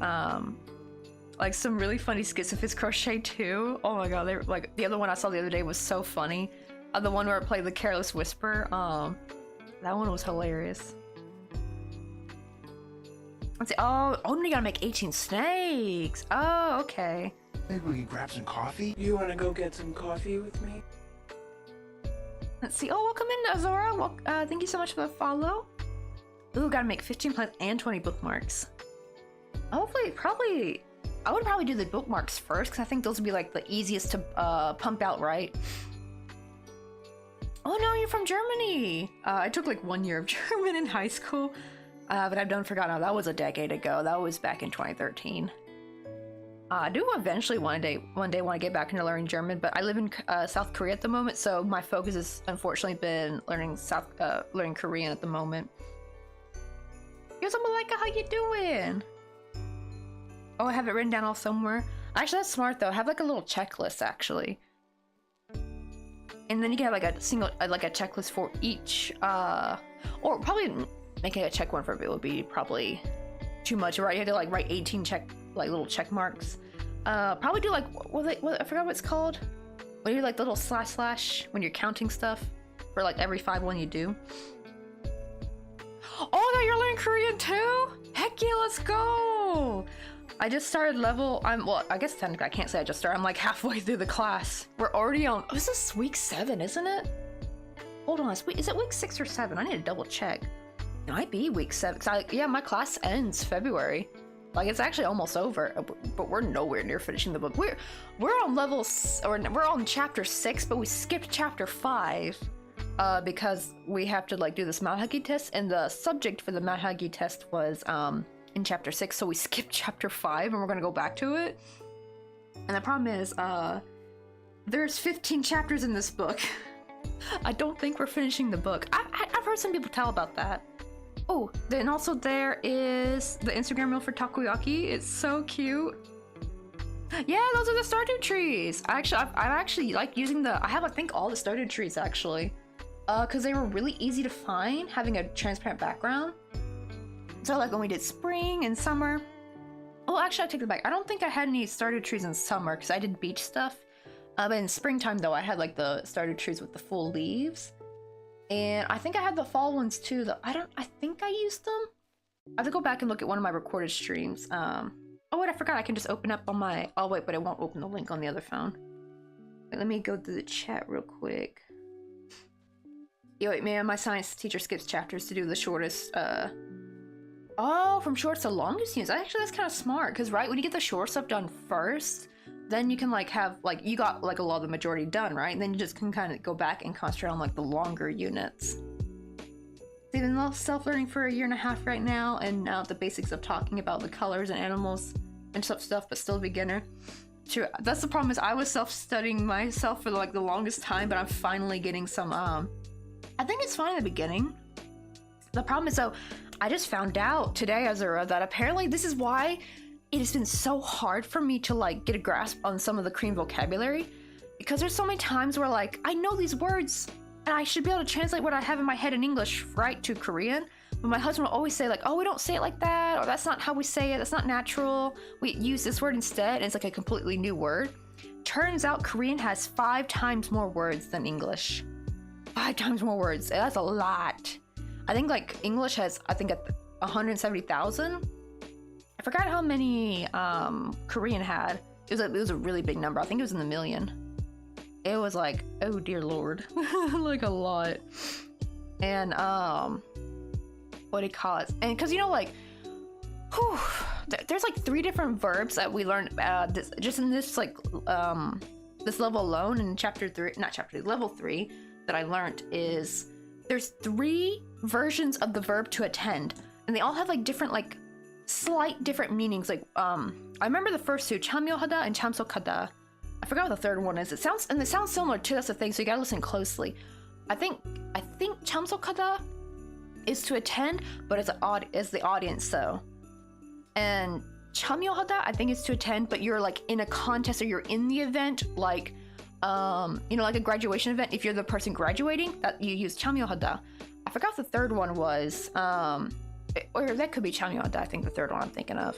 I'm not positive because there's a third one where it's also attending, but it's meant for if you're like contributing to the event, like if you're contributing like financially or you're setting up the event, like that stuff like that. Like you're not in the contest, you're not attending it as a viewer, you're holding it. Like the person holding the event, that's another one too. It's like, what the heck? Like that's so crazy.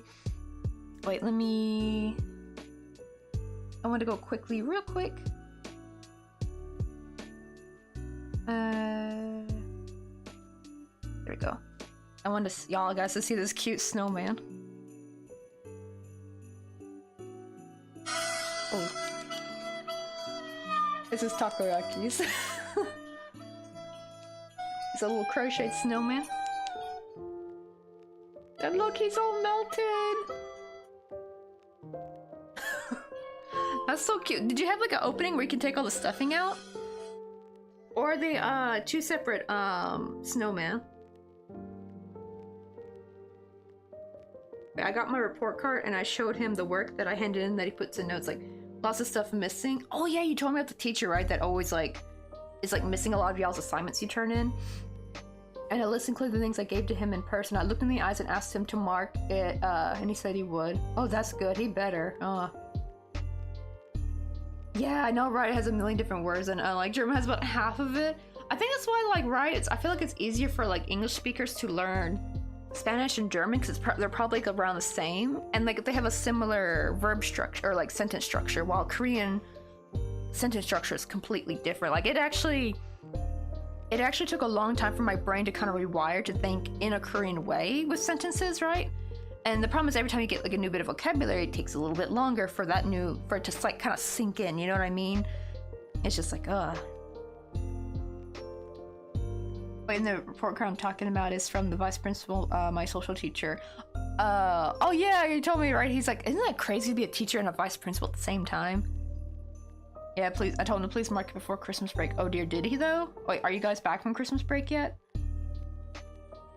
I know, right? It's so cute, right? Mine for like the little snowman. He's like all plump and happy. And then afterward, all melted. Oh, that's cute. So they're two separate snowmen. Okay, I didn't know if you like left the opening at the bottom where you like quickly take out the stuffing. That's actually kind of cute though, because then how cute would that be? Would that be actually? Like have them side by side? Like before work and then after work or something. Before school, after school. Like stuff like that. Or before college, after college, like the all bright-eyed and bushy-tailed, and then like afterward you're just like completely drained and tired. Let me see, it seems ads are gonna probably play in a little bit.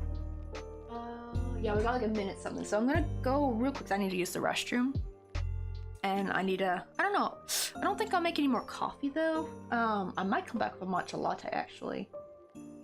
So, what do you call it? Because my coffee's like super limited right now, so I need to actually spread it, like, I need to spread my resources, stretch them to get me through the week. Oh, we go back tomorrow. Oh, let's hope he did it. April. But you should probably have like a poll and seeing who like is he gonna do it or is he not?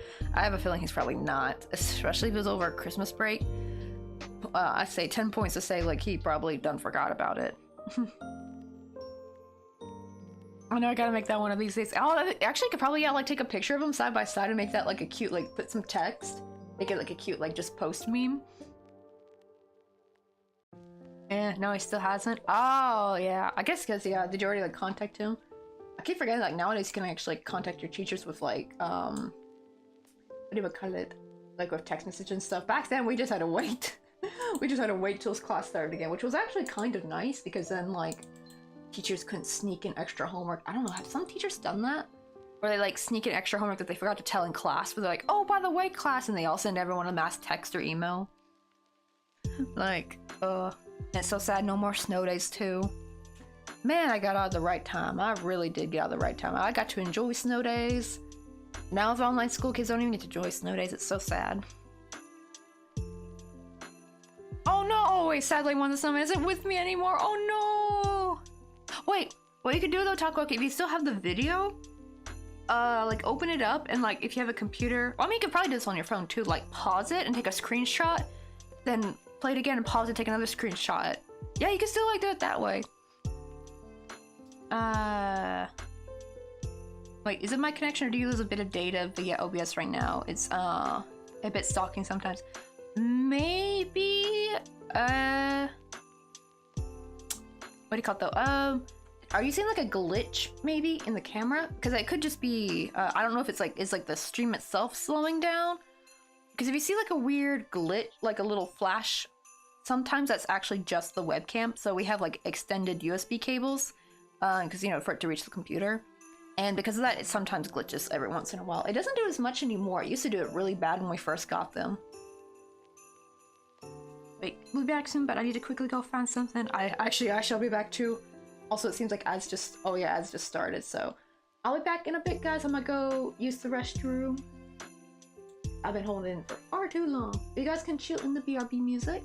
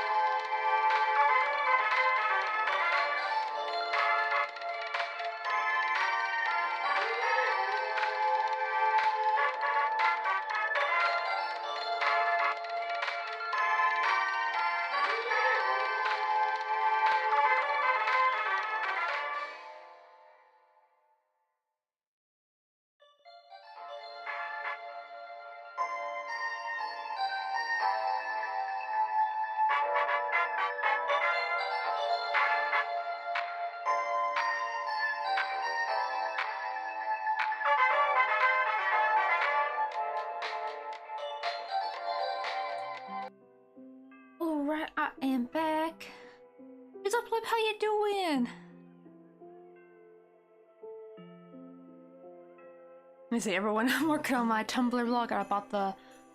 Oh, the Juicy Couture! I totally forgot that existed. Honestly, they actually looked really... Like, the shades of pink look really, really cute. Like, I feel like the Juicy Couture, like that, like, it's like Chanel yarn, right? Like, I feel like... That'll be really cute for some, like, Valentine's Day plushies.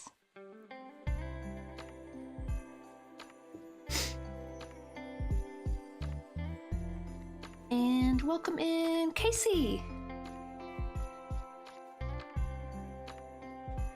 Let's see, let me put my phone over here. But we are working on this, like, little girl named... Well, actually, Flutterbite is not a little girl, she's a full-grown woman, but, like, she looks like a little girl, though, here at Crocheted. But we're working on Flutterbites, though, and it's commissioned for her, and it's supposed to look like her.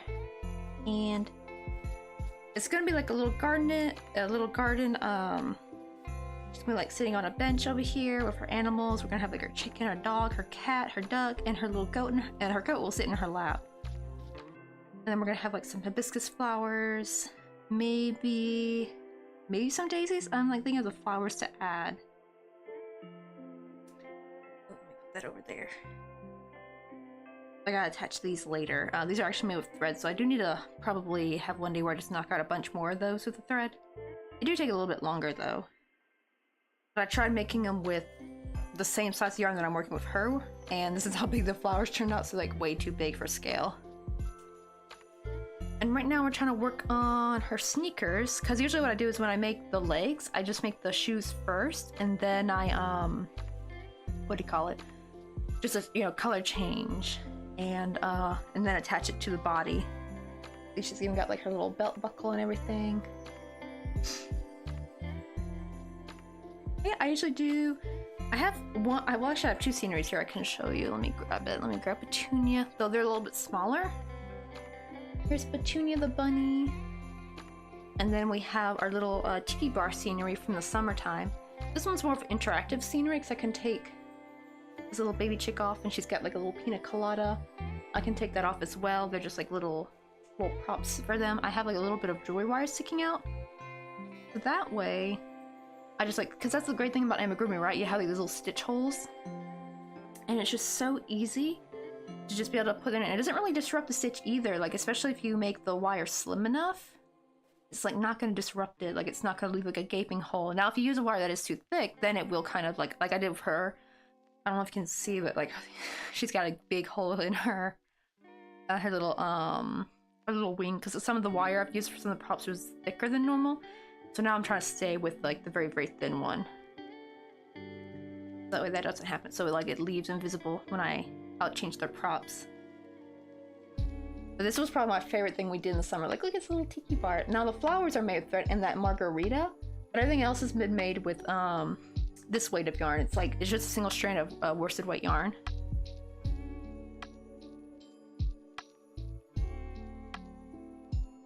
Oh, it's never too late to get started though, Azura. Actually, the best way to start, because I actually had, like, before I even got into small crochet, I tried to attempt to do, like, the micro crochet with, like, the thread and, like, my smallest hook, which at the time was a 0.75. I just could not do it. But then a year later, I gave it another try, but this time I changed it to using, like, sport weight yarn, because this was, like, a new yarn that got released in the my local yarn store. And I was like, oh, sport weight. I've never heard of sport weight before, because it's a little bit thinner than regular worsted weight, so I could like work with like a 2.5 down to a 2mm, and we'll start making like smaller amigurumi, like about this big, right?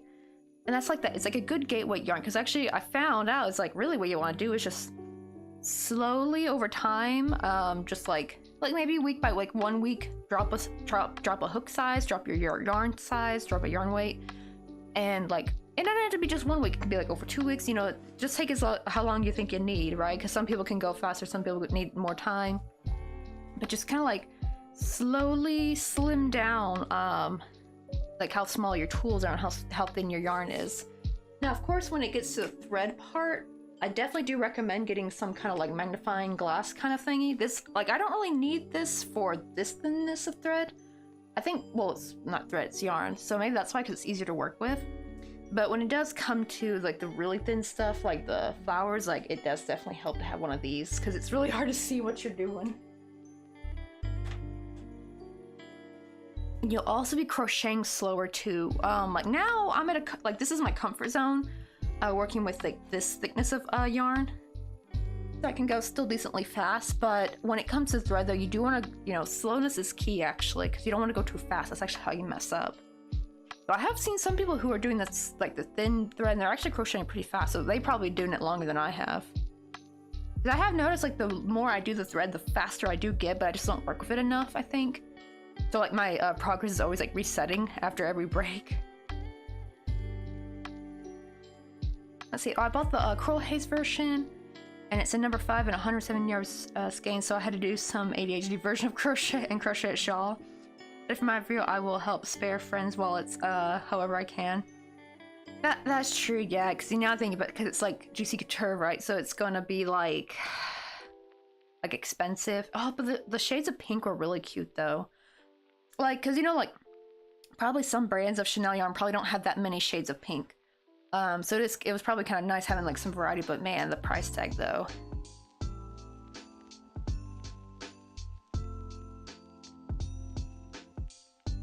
Let me see. I think I was gonna decrease in this one. How many do I need to do? Oh, I gotta do 5. Okay.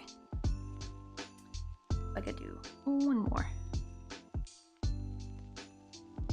And now here's the magic where it starts looking like a shoe, where you do like all the decreases in the front, like where the toe of the shoe is, and that's what kind of helps bring it in a little bit more.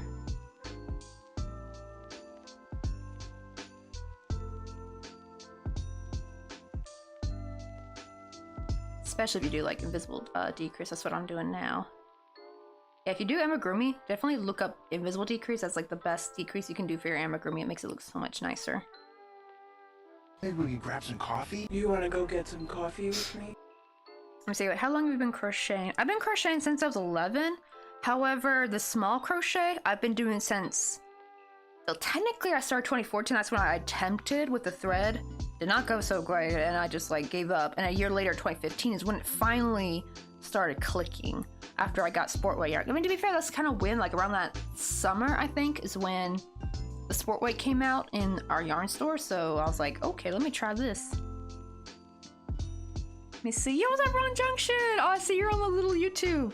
Actually, the good thing about Run Junction is I found out it's like if people want to avoid ads, just hop on the YouTube stream because the ads just don't play there. And also, Miniford, thank you so much for the follow. I just realized there's an I like right after mine, so I'm guessing it was like Is it Miniford or Mindford? I just realized because I don't know why like that I was so hard to see, especially from here because the text is so tiny. See, so I think I'll start in about 3 to 4 months, and then I'll finish my work and then have capacities. Yeah, that's true. It is kind of hard, especially if you have things going on in life like school. Oh, it's Mindyford. Oh, okay. Oh, I have a cousin named Mindy. But I'm gonna have to head to bed because it's like, oh dear, it's like almost 3. Yeah, definitely get some sleep. I know that's the only problem with, I mean, to be fair, I'll be heading off actually in about like, not 20 minutes, like maybe 15 minutes, because I'm gonna try to go till 5:30. I think that'll be good. Because right now it's 4:44 for me. That means I gotta head off soon myself because I got classes at 6:30, and I like to have like a little more. Actually, before I start class, I need to kind of get ready for my presentation. It's not today, but I want to like work on the little thing that I need to practice. So, like maybe tweak the grammar, or make sure everything's all spelt right, and I want to do that before class. I don't think she's gonna have us turn that part in because I already turned the PPT in, which is very simple. I hope she's not gonna ask for that part, or like the part where we're gonna say. Also, Casey, thanks so much for the follow. There we go. See, now it's starting to look like a little shoe. We just gotta now do one more decrease in the front, like probably 2. So let me see how to work this out. So let's see.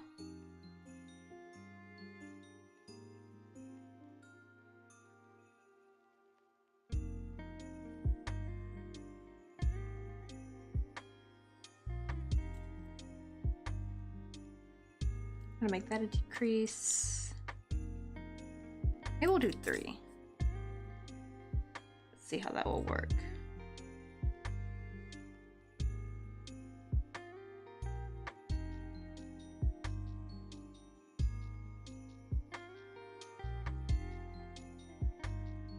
Ah, but it's like an odd number though. Or we could do like a triple decrease. I do that sometimes to help kind of even out the number. Let me see.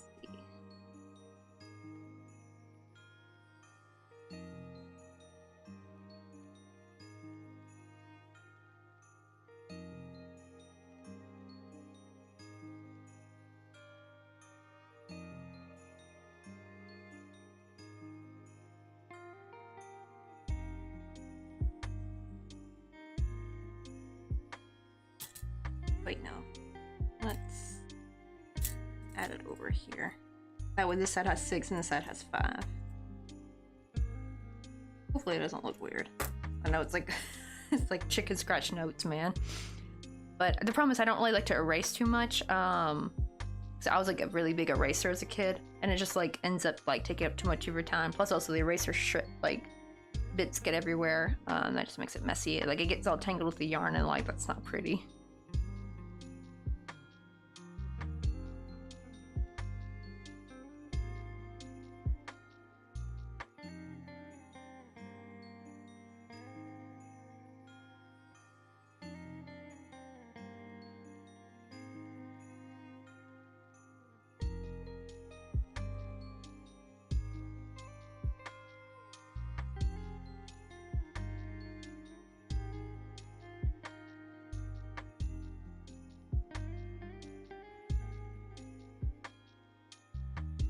I'm gonna do a triple decrease here.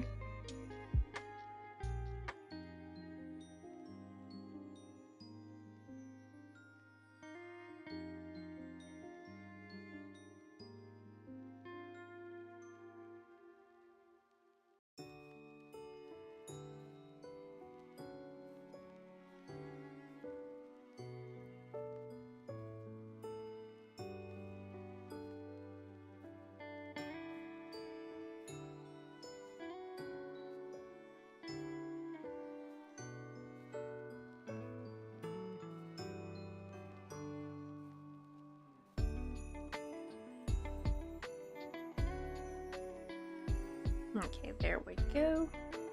You can kind of see now it's like looking like a little shoe. And I think this is where I'm gonna also color change as well.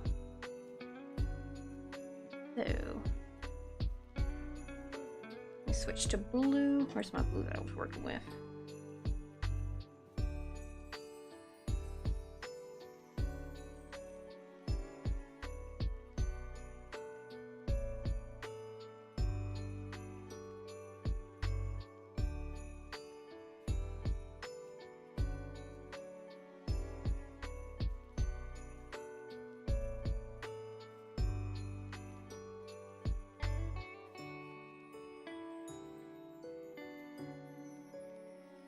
It's gonna be hard because I'm trying to go in the back loops,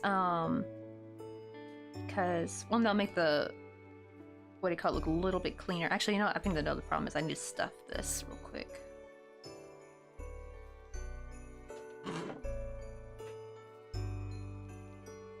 The problem is I'm gonna want to choose like light colored yarn, because yeah, especially white, if I stuff it with like, because I use yarn scraps to stuff my yarn, or like my amigurumi, and if I use like a dark color or very saturated color with the white, or even just any other light colored yarn, it just really shows through sometimes. It's like really annoying.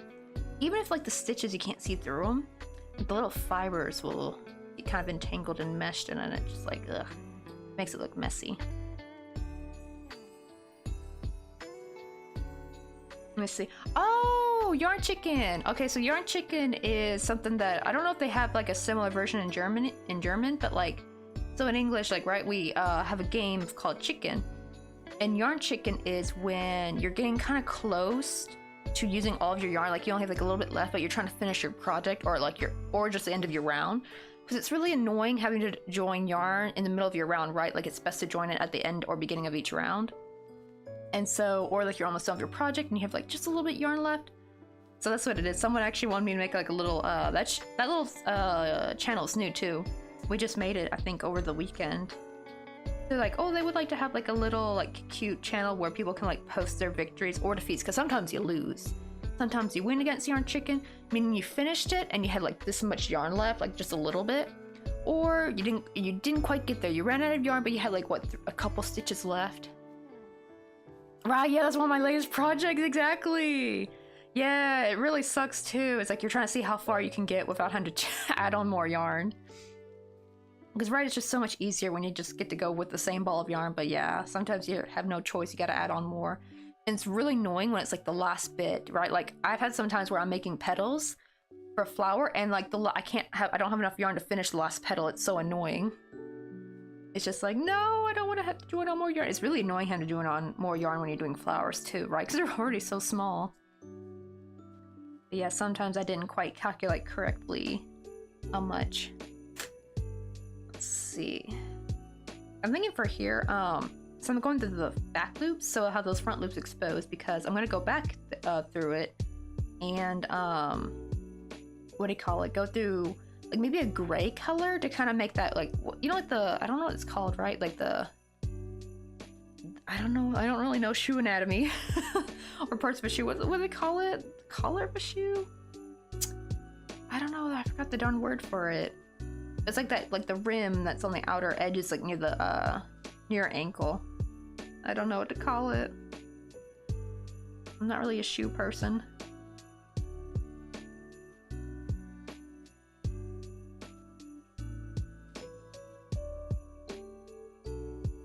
There we go.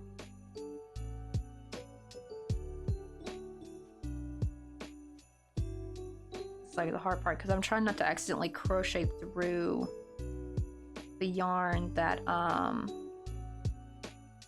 what do you call it? That I stuffed, because I stuffed like the yarn scraps in there. The problem is when you're trying to crochet around it, like sometimes your hook will pick it up and then crochet right through it, and it's like it's really annoying.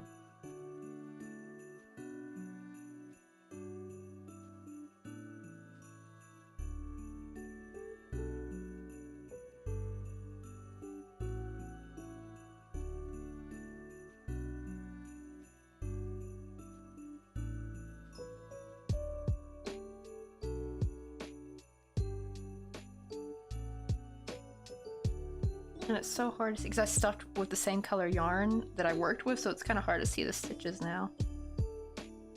I'm trying to get to the back loop. But I'm gonna like.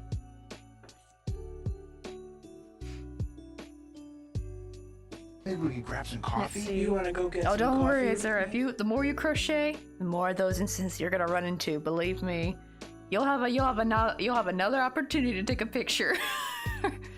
Believe me, like you'll run into that more often than you think, and it's not fun. But it's fun though when you win against it, though. I will say that, like when you win, you're like, haha, frick you, yarn. I actually got my project done. Also, Jagger, welcome on in, and thank you for the follow.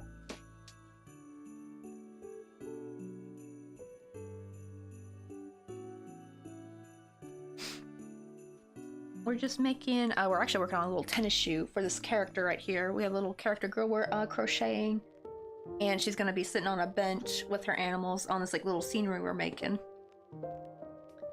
But I have an example right here. I have this like I do like little crochet scenery sometimes. So here's like Petunia the bunny. We made her back during Easter. I also have like, you know, separate pieces like our little gingerbread house. Like those are like more pieces you can kind of move around. Thanks to Bethany, I know what to call them. She calls them dynamic sceneries. And then the ones that everything's all sewed together, that's a static scenery. She helped me come up with a more like, I guess like professional, I don't want to say corporate, but like a more professional, like businessy sounding kind of name for it to call it. And then we have these right here, which are interactive sceneries where you have like everything sewn together in like scenery part, but the little characters you can take off and move around. Like even I can take the little pina colada off because there's like little wire sticking through it. I just get like some flexible joy wire, fold it in half because you want the end to be smooth, because if it's jagged, like if you cut with wire cutters, that jagged end's just gonna rip against the yarn and not go through properly. So I fold it in half, and she's got some wire sticking up her butt. That's how I get her on the chair. Oh, it makes me think of the meme, right, where like the dude's like sitting on some kind of pole or like some kind of thing in the city, and then he gets up and there's like this long stick, and people are like, wait, how is he sitting on that? You know, it's like makes me think of that meme.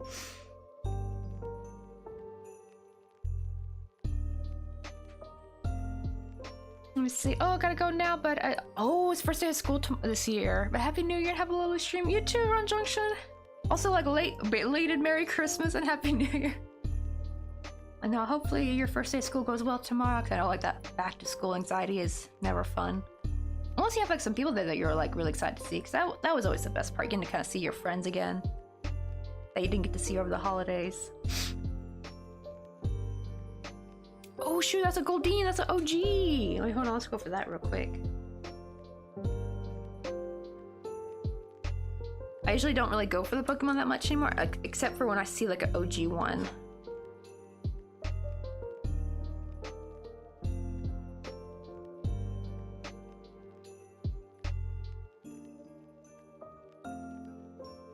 Oh my god, this is like trying to find these back loops, especially look at that those yarn scraps are just like, here, let me take this bit out real quick maybe. Let's get in the way because I can't really see front loops. I mean the back stitches of these like front stitches.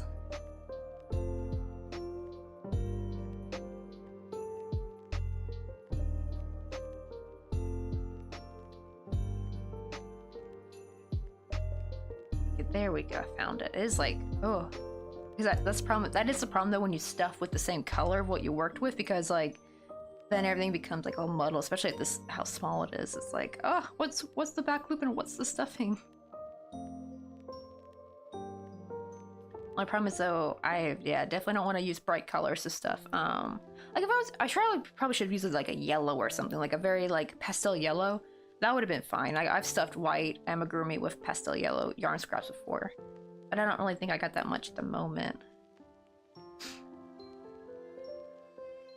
Yay, caught it! Oh no, but Philip came in a little bit late.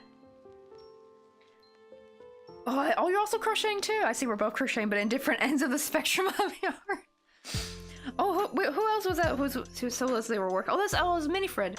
Or Mindy Fred, yeah, they said they were working out with a thick yarn. I know, right? We're just working on like the complete opposite ends. Now, to be fair, I'm kind of cheating a little bit because here's the funny thing. This is so right, you can see like how thin it is. It's just like really small. This is actually the yarn that it looks like.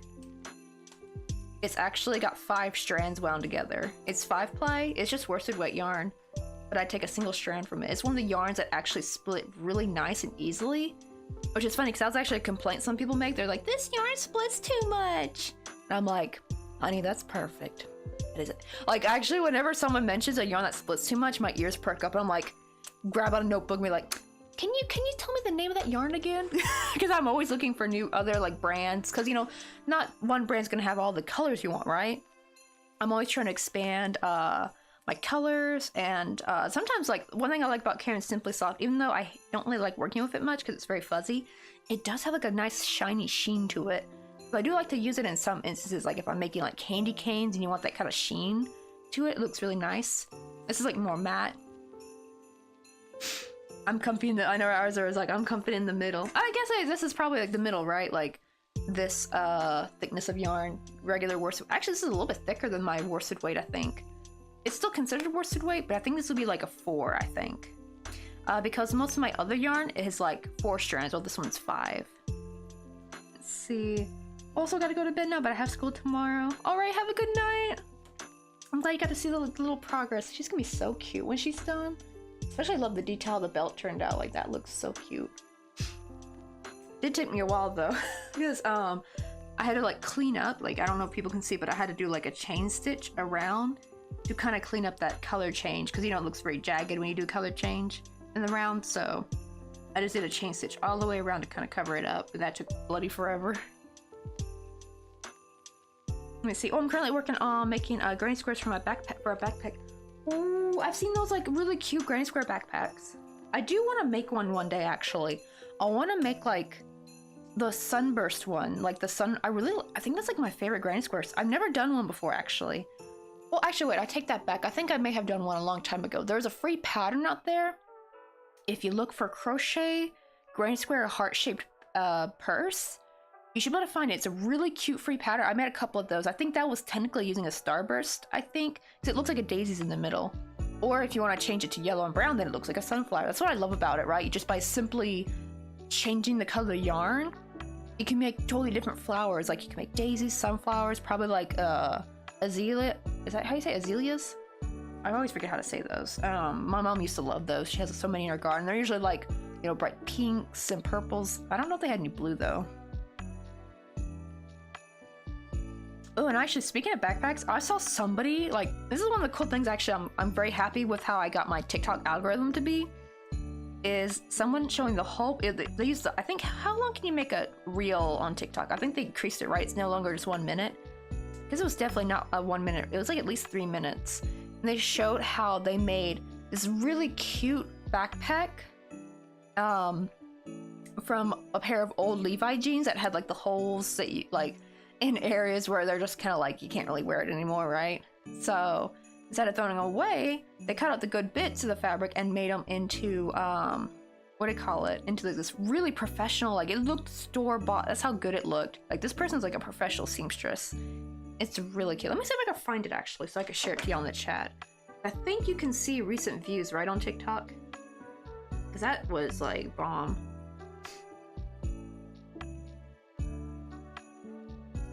Let me see, where is it?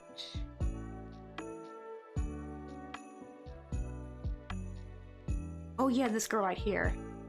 Like, oh, I can actually skip to the end. Let me skip to the end so I can show you guys. Look at that, look how good that turned out. And she even made like a little mini backpack with it. And it's got like the Levi's logo on it and everything. Cause she saved that all from the jeans. Let me copy link. Like, damn, that's some skills right there though. Like how good it looked. Like, cause you know, sometimes when you get into sewing, right? Sometimes like, some people who sew, like, their, you know, seams will be a little wonky. So it does have that bit of that homemade look. But damn. To be fair, they did say they have an industrial sewing machine. So that means they're probably hella good at sewing. Cause those are probably not cheap. And I do wonder, do industrial sewing machines help keep your lines a bit straighter? I remember that being so hard for me when my grandma was trying to teach me how to sew. I haven't sewed in years though, but yeah, my lines would never be like perfectly straight. Alright, they'd always have a little bit of wonk to it. So I don't know if it's just from practice of doing it so many times that you get them like perfectly straight, or if it's like the type of machinery you work with that they're just like better at keeping it straight for you. But yeah, that was like beautiful though. All from a pair of old jeans. Like, man, just think of like you just have to go thrifting, get them all nice and washed, and just think of like that's like probably because you know like getting fabric right can be very, very expensive. But just making a bunch of those just from one pair of jeans, like, man, because you know she probably sells them for good money too. It's like that is like an invaluable skill right there. That's some skills. But that's what actually, because I know when people trash on TikTok and stuff, is like that's one of the things that actually make me like TikTok though. It's the stuff like that where you get to see people's like skills in crafting. Like that's like the wholesome side of TikTok that I love so much. There's lots of people who have like really cute showing their crochet projects. You know, like I found like the cute pumpkin tote bag one. It was like a Tunisian crochet. I need to start doing like color change of Tunisian crochet actually, because those pumpkins looked hella cute. It's just like a little Tunisian crochet tote bag and it had a bunch of like little pumpkins. It's just like the cutest freaking thing. See, I work with the fine, lightweight yarn and sometimes middle to bulky, but not super fine or super bulky. Oh, the fact that you're able to work with fine yarn though, that's a good sign though, because it's actually like if people can get down to like fingering weight yarn, you can still make some really small amigurumi actually that way. I think that's like a really good way to like kind of get yourself down to before maybe you start attempting to do like thread or anything. And the great thing about like embroidery floss, you don't have to work with a single strand. You can always work with multiple strands. I actually found for probably to equal the same amount of the embroidery floss. I mean, with the embroidery floss to amount the same weight of this, it's like about 3 to 4. I think about 3. I think 4 might be too much. About like 3 strands of embroidery floss equal one of these. And that's also what I also like about this too, is like I get 5 strands. So if I want something a little bit thicker, I just like double it up, maybe work with 3 or 4, or just 2, you know, depending on how thick I want to make something. So the thing is that my supply of this yarn is a bit limited, so I'm only just for now mostly sticking with just 1 strand. Because what do you call it? Because I need to use up my acrylic yarn. I need to try using it all up before I get more yarn. So I am fine using doubling up that yarn, like using 2 strands. Like if I'm trying to make some bulkier keychains, like I have a strawberry keychain that's like about this big. It would take forever if I was to work with like this weight. So I double it up a little bit, but the problem is that it eats up more of this yarn though. And I don't really have a lot of the red with this yarn, so I like use my acrylic instead, which is a little bit nicer. But also, Casey, though, when you finish though, if you're in our Discord, we have something called Discord Thursday where you can like kind of post in like, and it's not just for crochet, it's for any crafting or artwork. You can just kind of post in like what you've been working on. It doesn't have to be finished either, because I think some people probably think it's only for finished work. But no, it's supposed to be like what you're working on, you know, kind of thing. Like or you can like, it can be both be finished or middle, or even if you're just writing out plans, like some, you know, you could like write out plans of what you're gonna do, like, you know, like maybe you got a sketch of what you're gonna make. I've seen some people do that where they like sketch out their amigurumi or show like the pattern in the working, like, you know, like kind of like me, like I have like a bunch of my little scraps of scrabble notes. I call them my mad scientist crochet notes because of how quickly I scrabble them out. But I keep them all though because I'm too scared to throw some of them away, thinking I'll need it for later, and they just kind of ended up becoming a bit of a junk pile. I don't want to call it a junk pile because I do go through and use them again when I do find them.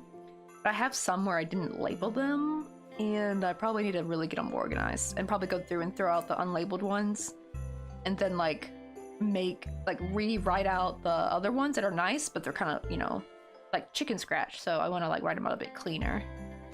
But yeah, you can post in Discord Thursday. I try to go over them now, actually on Thursdays. Now that I'm like Thursdays are now our gaming day, so it's actually easier for me to like show stuff from the computer. Because right here, I do have a wireless mouse, so I can do things from here, but it's kind of hard because I have to like squint at the monitor. I can't really see from here. It's not that far, but the text is so tiny on the computer though, so it's hard to read from here. But if I'm at the computer, it's easy for me to like, you know, go back in the OBS and like click on like show Discord, like all that stuff, and kind of scroll through all that good stuff. Let's see.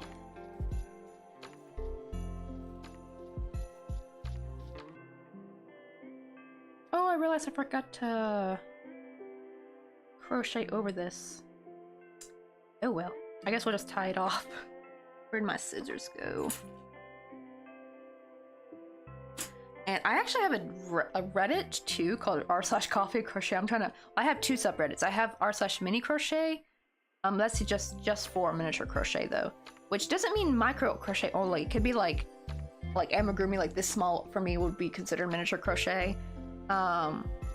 So it's kind of like for that, but I wanted to make like another subreddit where kind of like, you know how you know some YouTubers and like streamers will have like their own subreddit dedicated to their channel. So it's gonna be kind of more like that, where people can kind of show in their artwork. 'Cause that's what I saw a lot of, like, you know, like PewDiePie and like the Click, like people show their artwork on there, and I'm like, oh, I should do that, but I haven't like really done anything with it. It's kind of blank. I actually almost had to like protect it from getting auto deleted just because it's just been kind of dormant for a little bit. So yeah, I probably do need to start like posting on there and promoting it too, like saying, hey guys, like show your stuff on here. It'll be basically like Discord. I think that's the one thing to do. Maybe like have people who use Reddit more can post on there, and people who use Discord more can post on Discord, the Discord Thursday channel. And then just on Thursdays when we're gaming, we just sometimes go through everyone's like artwork. Wait, hold on. Mr. Coffee is texting me. I think it's Mr. Coffee. It could be the class.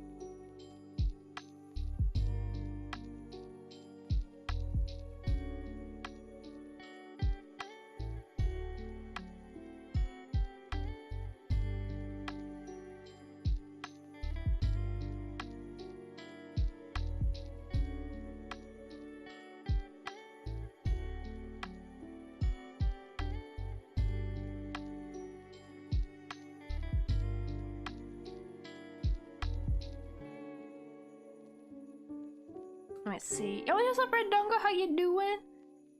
Let's see. Shopping here. Happy you're streaming here too, so I can finally catch you. Also, Happy New Year, everyone.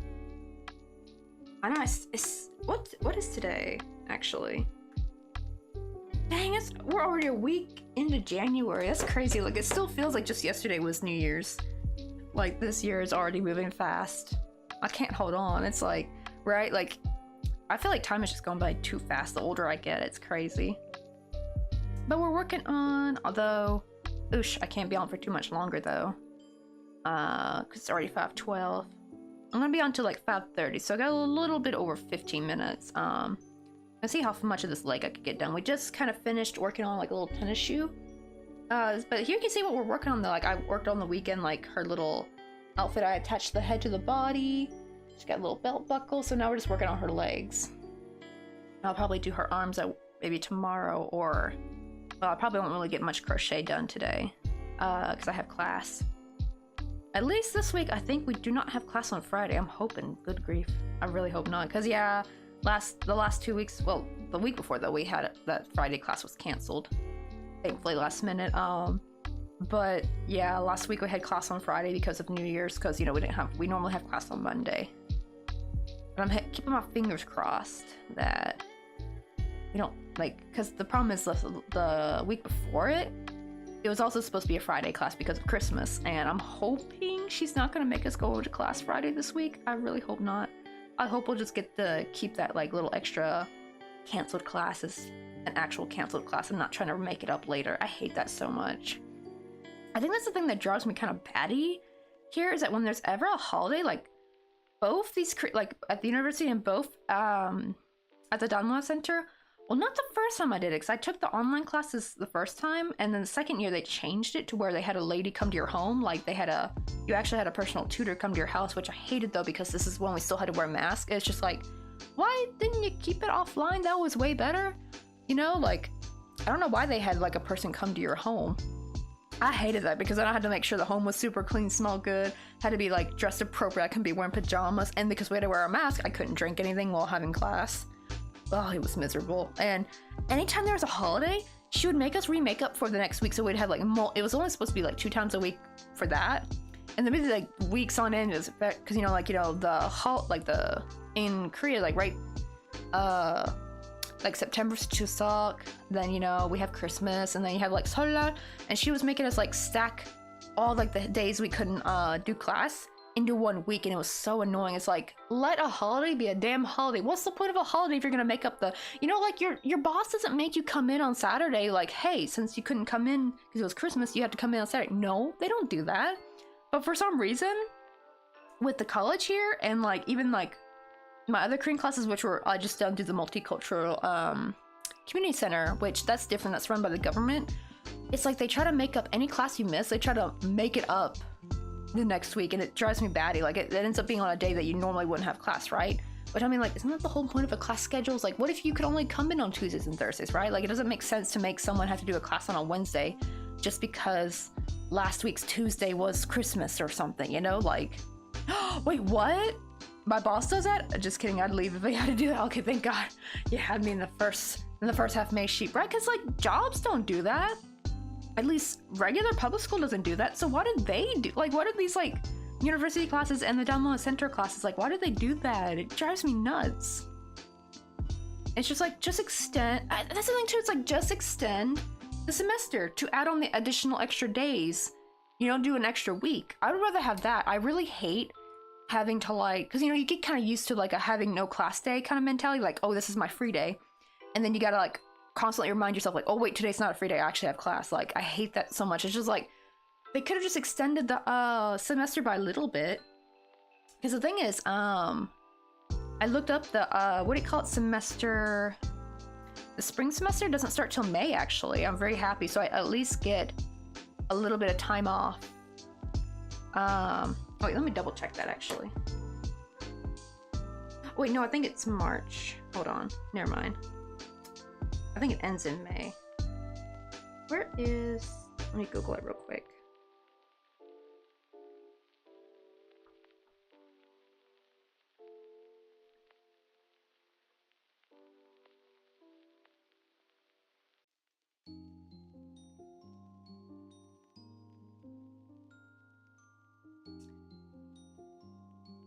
Oh, no, it's March. Oh, but it ends in May, okay.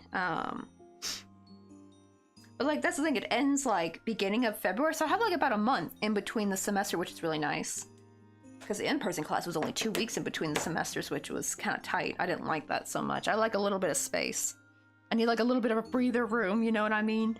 Especially because it seems like we're not going to really get to finish the book. And the problem is, because I heard from the people who are doing, Shirada, who took the online class for level 2, she said we didn't finish the book, so she kind of had to like kind of self-teach herself before we started level 3. Because like level 3, they just jump right into like the book, right? So yeah, I'm gonna probably have to like try to finish the book myself, which actually won't be that hard. It actually probably nicer, not gonna lie, because then it'll just be all the studying, but without the tests and like the quizzes and the. Well, I mean, I don't mind the quizzes actually. I like the quizzes. They're not so bad because they're small. They're not for a big part of your grade, and but they actually kind of help me like see, like, oh, did I make a mistake there? Why did I make a mistake? I like that kind of testing, because that's the thing is like, because I know like people are like, oh, but you need to test though, and it's like, yes, I don't really mind if you just get to like confirm what you made a mistake of. I just hate it when it can be detrimental for your ability to take the class, because like when we had to take the midterm, when I took the in-person class, if you did not make past a certain grade, you couldn't take the rest of the class. You would actually have to start from the beginning again, and that wastes your money. So that's why I don't like it. I just want to learn Korean for Korean. I don't want to be like tested and have the possibility of failing and messing up with how much we paid. Like, right? Like, if I paid for this class, I want to take the class. Like, I don't want to have to like worry about like, you know, grades and stuff really that much. I just really want to be like, in Korean they call it hwagin, like to confirm. Like, I just want a test to confirm what knowledge I did is correct or not. I don't want to be like I think that's right. I don't want to be penalized if I made some mistakes, right? I just want to be like, oh, you made this mistake, here, try to do this again next time this way. Like that, like show what I did wrong, you know? And most of the time, most of my mistakes would usually be spelling mistakes, honestly. Like I'd get the grammar right and everything, but I would just like misspell a word and then I'll get points taken off, and I hate that so much. Especially when you're like nervous in test taking mode and you're like, you know, you're like, what, it's time, you know, your time is limited. I notice I like make a lot of spelling mistakes when I'm trying to write quicker. Because I do it in English too, that's the thing. I think they thought like maybe I just didn't study vocabulary enough, but like, what I do is to kind of help not forget how to spell something correctly, is I will write a bunch of times the same word over and over and over again with the correct spelling.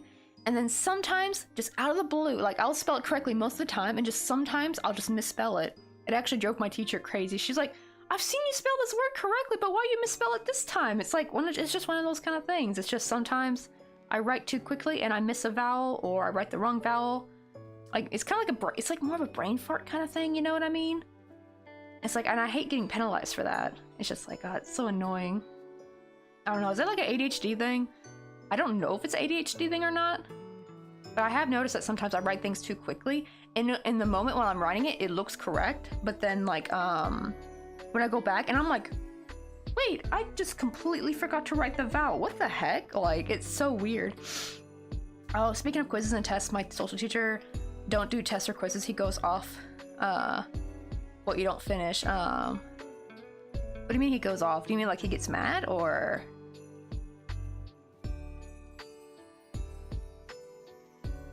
Or he just goes off what you don't, like the work you finish, right? Like he'll just get mad if you don't finish your work like that. That's another thing too, because a lot of these, the university likes us to do like little presentations. We actually have a presentation speaking test this Thursday.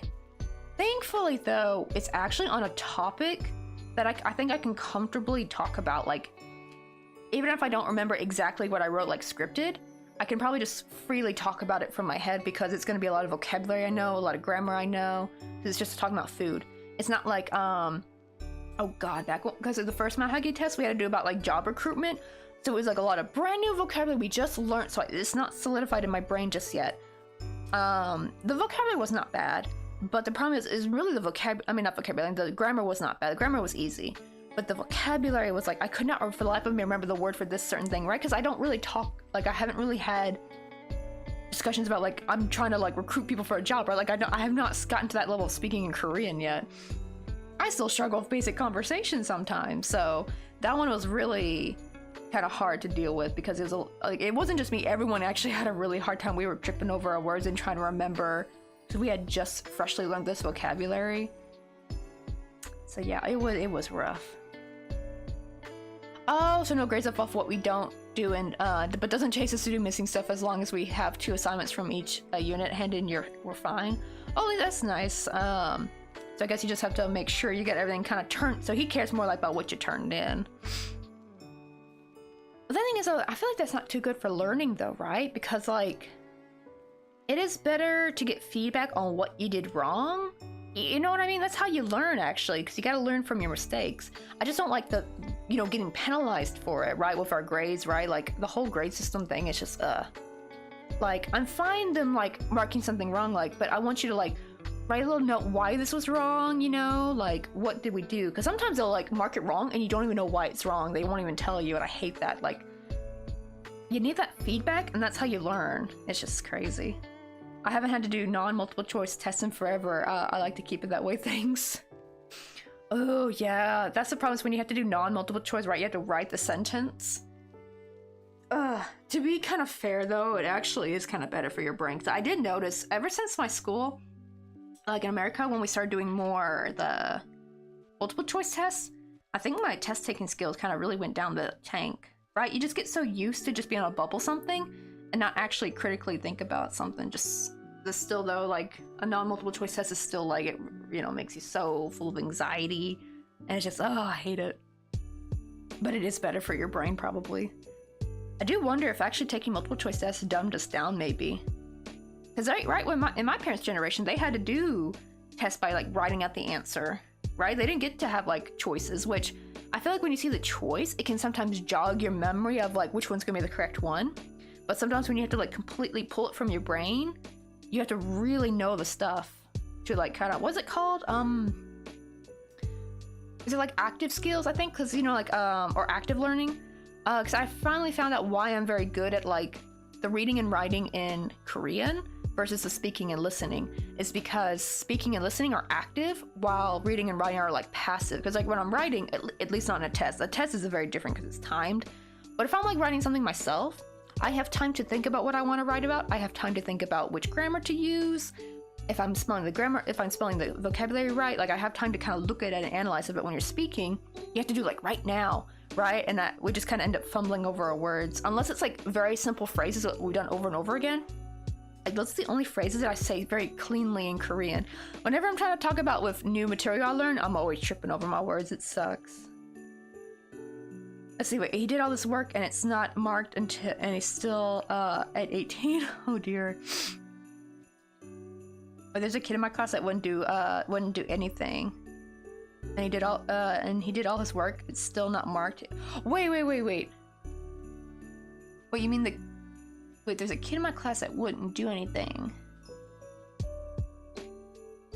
but he did his work though. Oh, cause no, there's people in the class that only do 2. Oh, you mean like they only did like 2 assignments? Eesh. Yeah, so I guess you do gotta do quite a bit of work. Ooh, this is looking like a hope. I didn't skip a stitch because it's looking kind of narrow at the top. Let me see what time it. Oh god, it's already 5:25. I probably should rate out now. But that's the problem, is when I wait too long, I don't really get to talk with the person I rate out to. Who is still on?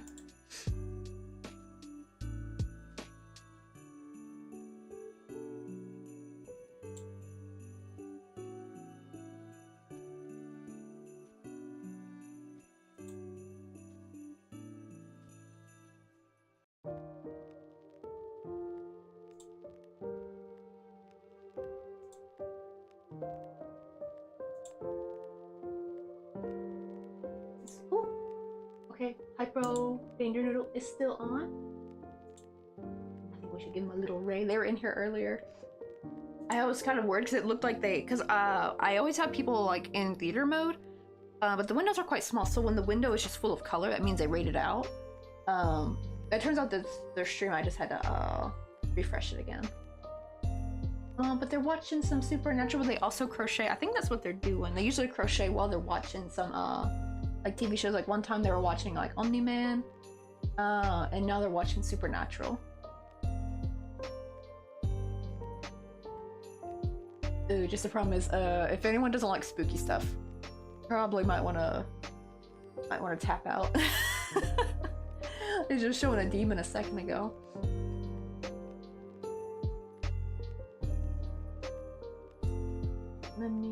But I think most of the people in our community, I think they've watched Supernatural. I've seen it a little bit, but I've never seen it in its entirety.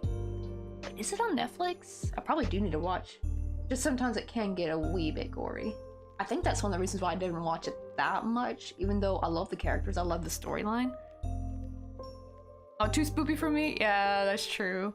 Yeah, so if you need to, you don't have to worry about it, Maysheep. Yeah, so for anyone who doesn't like gore, you might want to tap out. It's also because Supernatural has some really like funny comedic moments that I really love. Like all the Supernatural memes, I love them. But like, yeah, they got some like scary, spooky stuff. Wait, let me. Oh wait, I gotta get her out of theater mode so I can copy her name.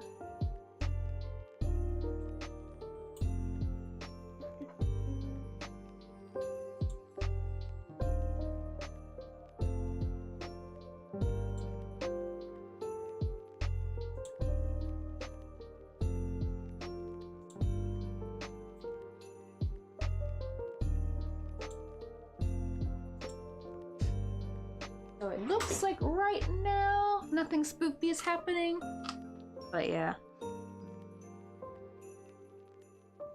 See, wait, oh, you should also post links to the raid so that if it doesn't go through the stream, they can do it manually. Oh, that's a good idea, actually.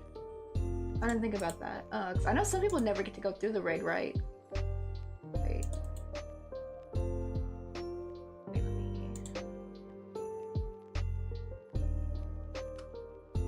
Oh my god, do I have caps locks on?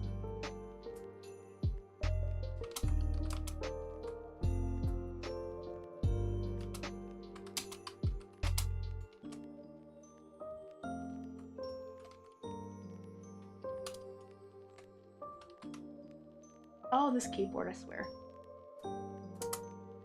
It gets stuck, like, it's more like because we're streaming.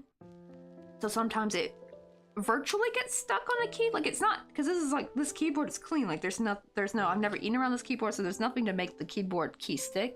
And that's the thing, the keyboard key, it doesn't stick, but it, like, sticks, like in the, like, text bar, but it only happens when we're streaming. Same thing with the mouse. Like, these things get kind of wonky when we're streaming.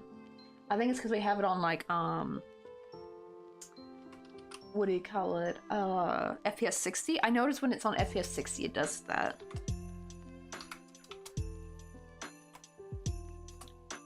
Okay, there we go. And now let me type in the raid commands.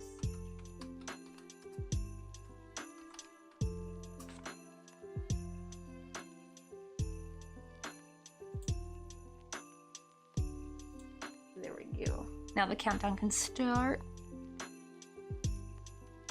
Let's see, yeah, Twitch Mobile in particular is really bad about sending folks to raids. Oh, I didn't realize that, actually. Yeah, there is the, what do you call it for anyone who wants to manually raid in? Yeah, I didn't actually, that's actually a really good idea. That's like a good backup. That way people can, like, copy it before they head out in case the raid doesn't let them go with them.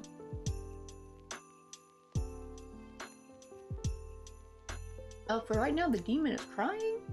She just looks like a medical doctor right now, but I saw she had some kind of weird appendage coming out of her mouth a bit ago, so I don't know if she's like an evil demon or a good demon, because I have no... Do they have good demons in Supernatural, or good monsters? I didn't know if they did or not. But right now, it looks like nothing spoopy's happening, thankfully. Hopefully nothing spoopy will happen. Oh, well, now a dude's got. Oh no, never mind. I was like, I see a dude with a knife, but that's just one of the Supernatural bros. I always forget who is who though. I know one's named Dean. It's about to auto raid us out in a little bit. What do you call it? So I'll see you guys tomorrow. Hopefully we can get a little bit more done. Hopefully I can get the legs done tonight. That'd be kind of nice. But here's what we got done so far. We got class in a bit, so I'll see you guys. Bye.